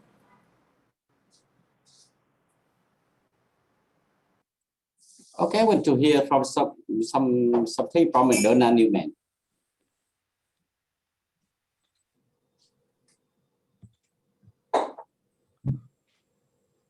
Thank you, President Van Lock. I appreciate the opportunity to participate in your great program.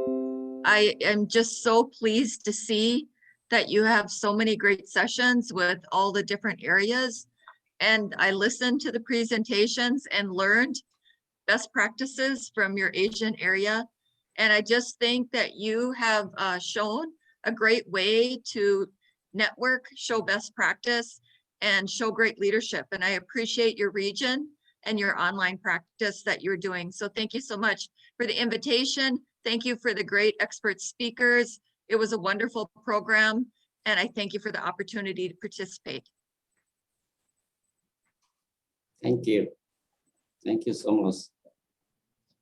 Summer Chairman have a question for summer speaker.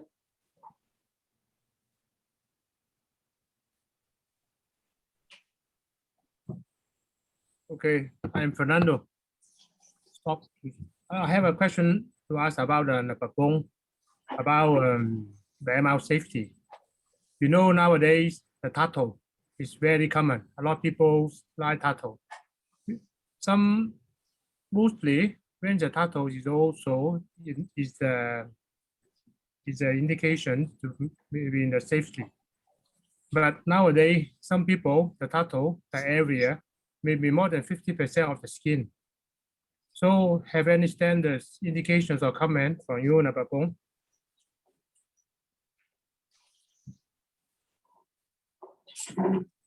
Hi, Fernando.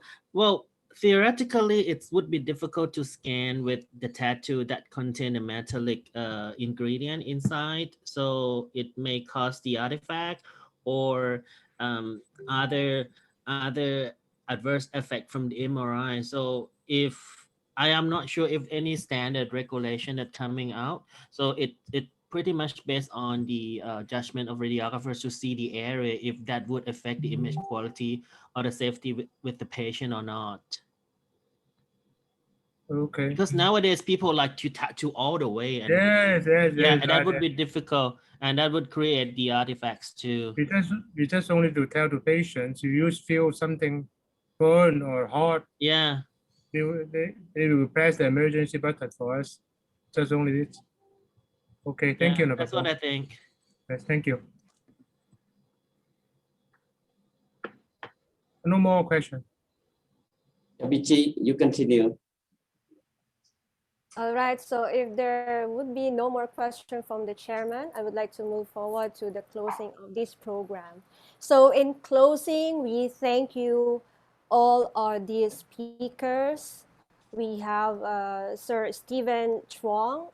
Thank you also to the Konica Minolta, Dr. Napapong Pongnapang, Dr. Chien of Vietnam, and we also have Dr. Son and Dr. Watanabe. We also would like to congratulate the VART President, President Taiwan Loc, all its officers, and all the organizing committees.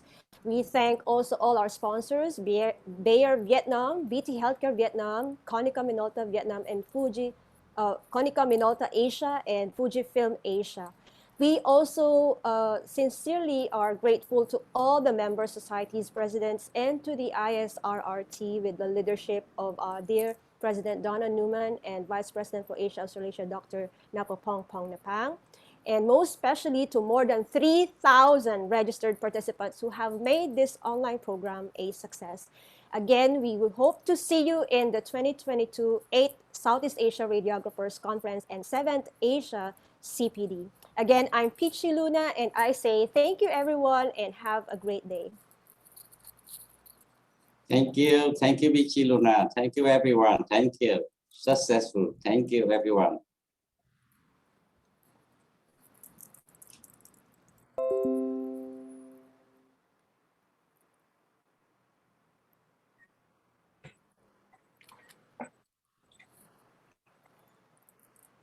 Thank you, Vietnam. Thank you. Thank you, VART. Sir Putu. Thank you. Kamusta ka? Recording stopped. Yes. Thank you, Sir Giek Sugianto. Yes, Oh, Indonesia very well. Indonesia, Ma'am thank Denise you. Truong, thank you so much. Sir Ken Mountain is requesting for opening of his video cam. His video was shut off by the host. He told me to. Thank you, Long. Thank you, PG. Thank you, everybody. Bye-bye. Thank you, Bye-bye. everyone. We'll see you soon. See you soon. See you soon. Thank you so much. Thank you, Denise. Much. Bye-bye. Bye. Congratulations.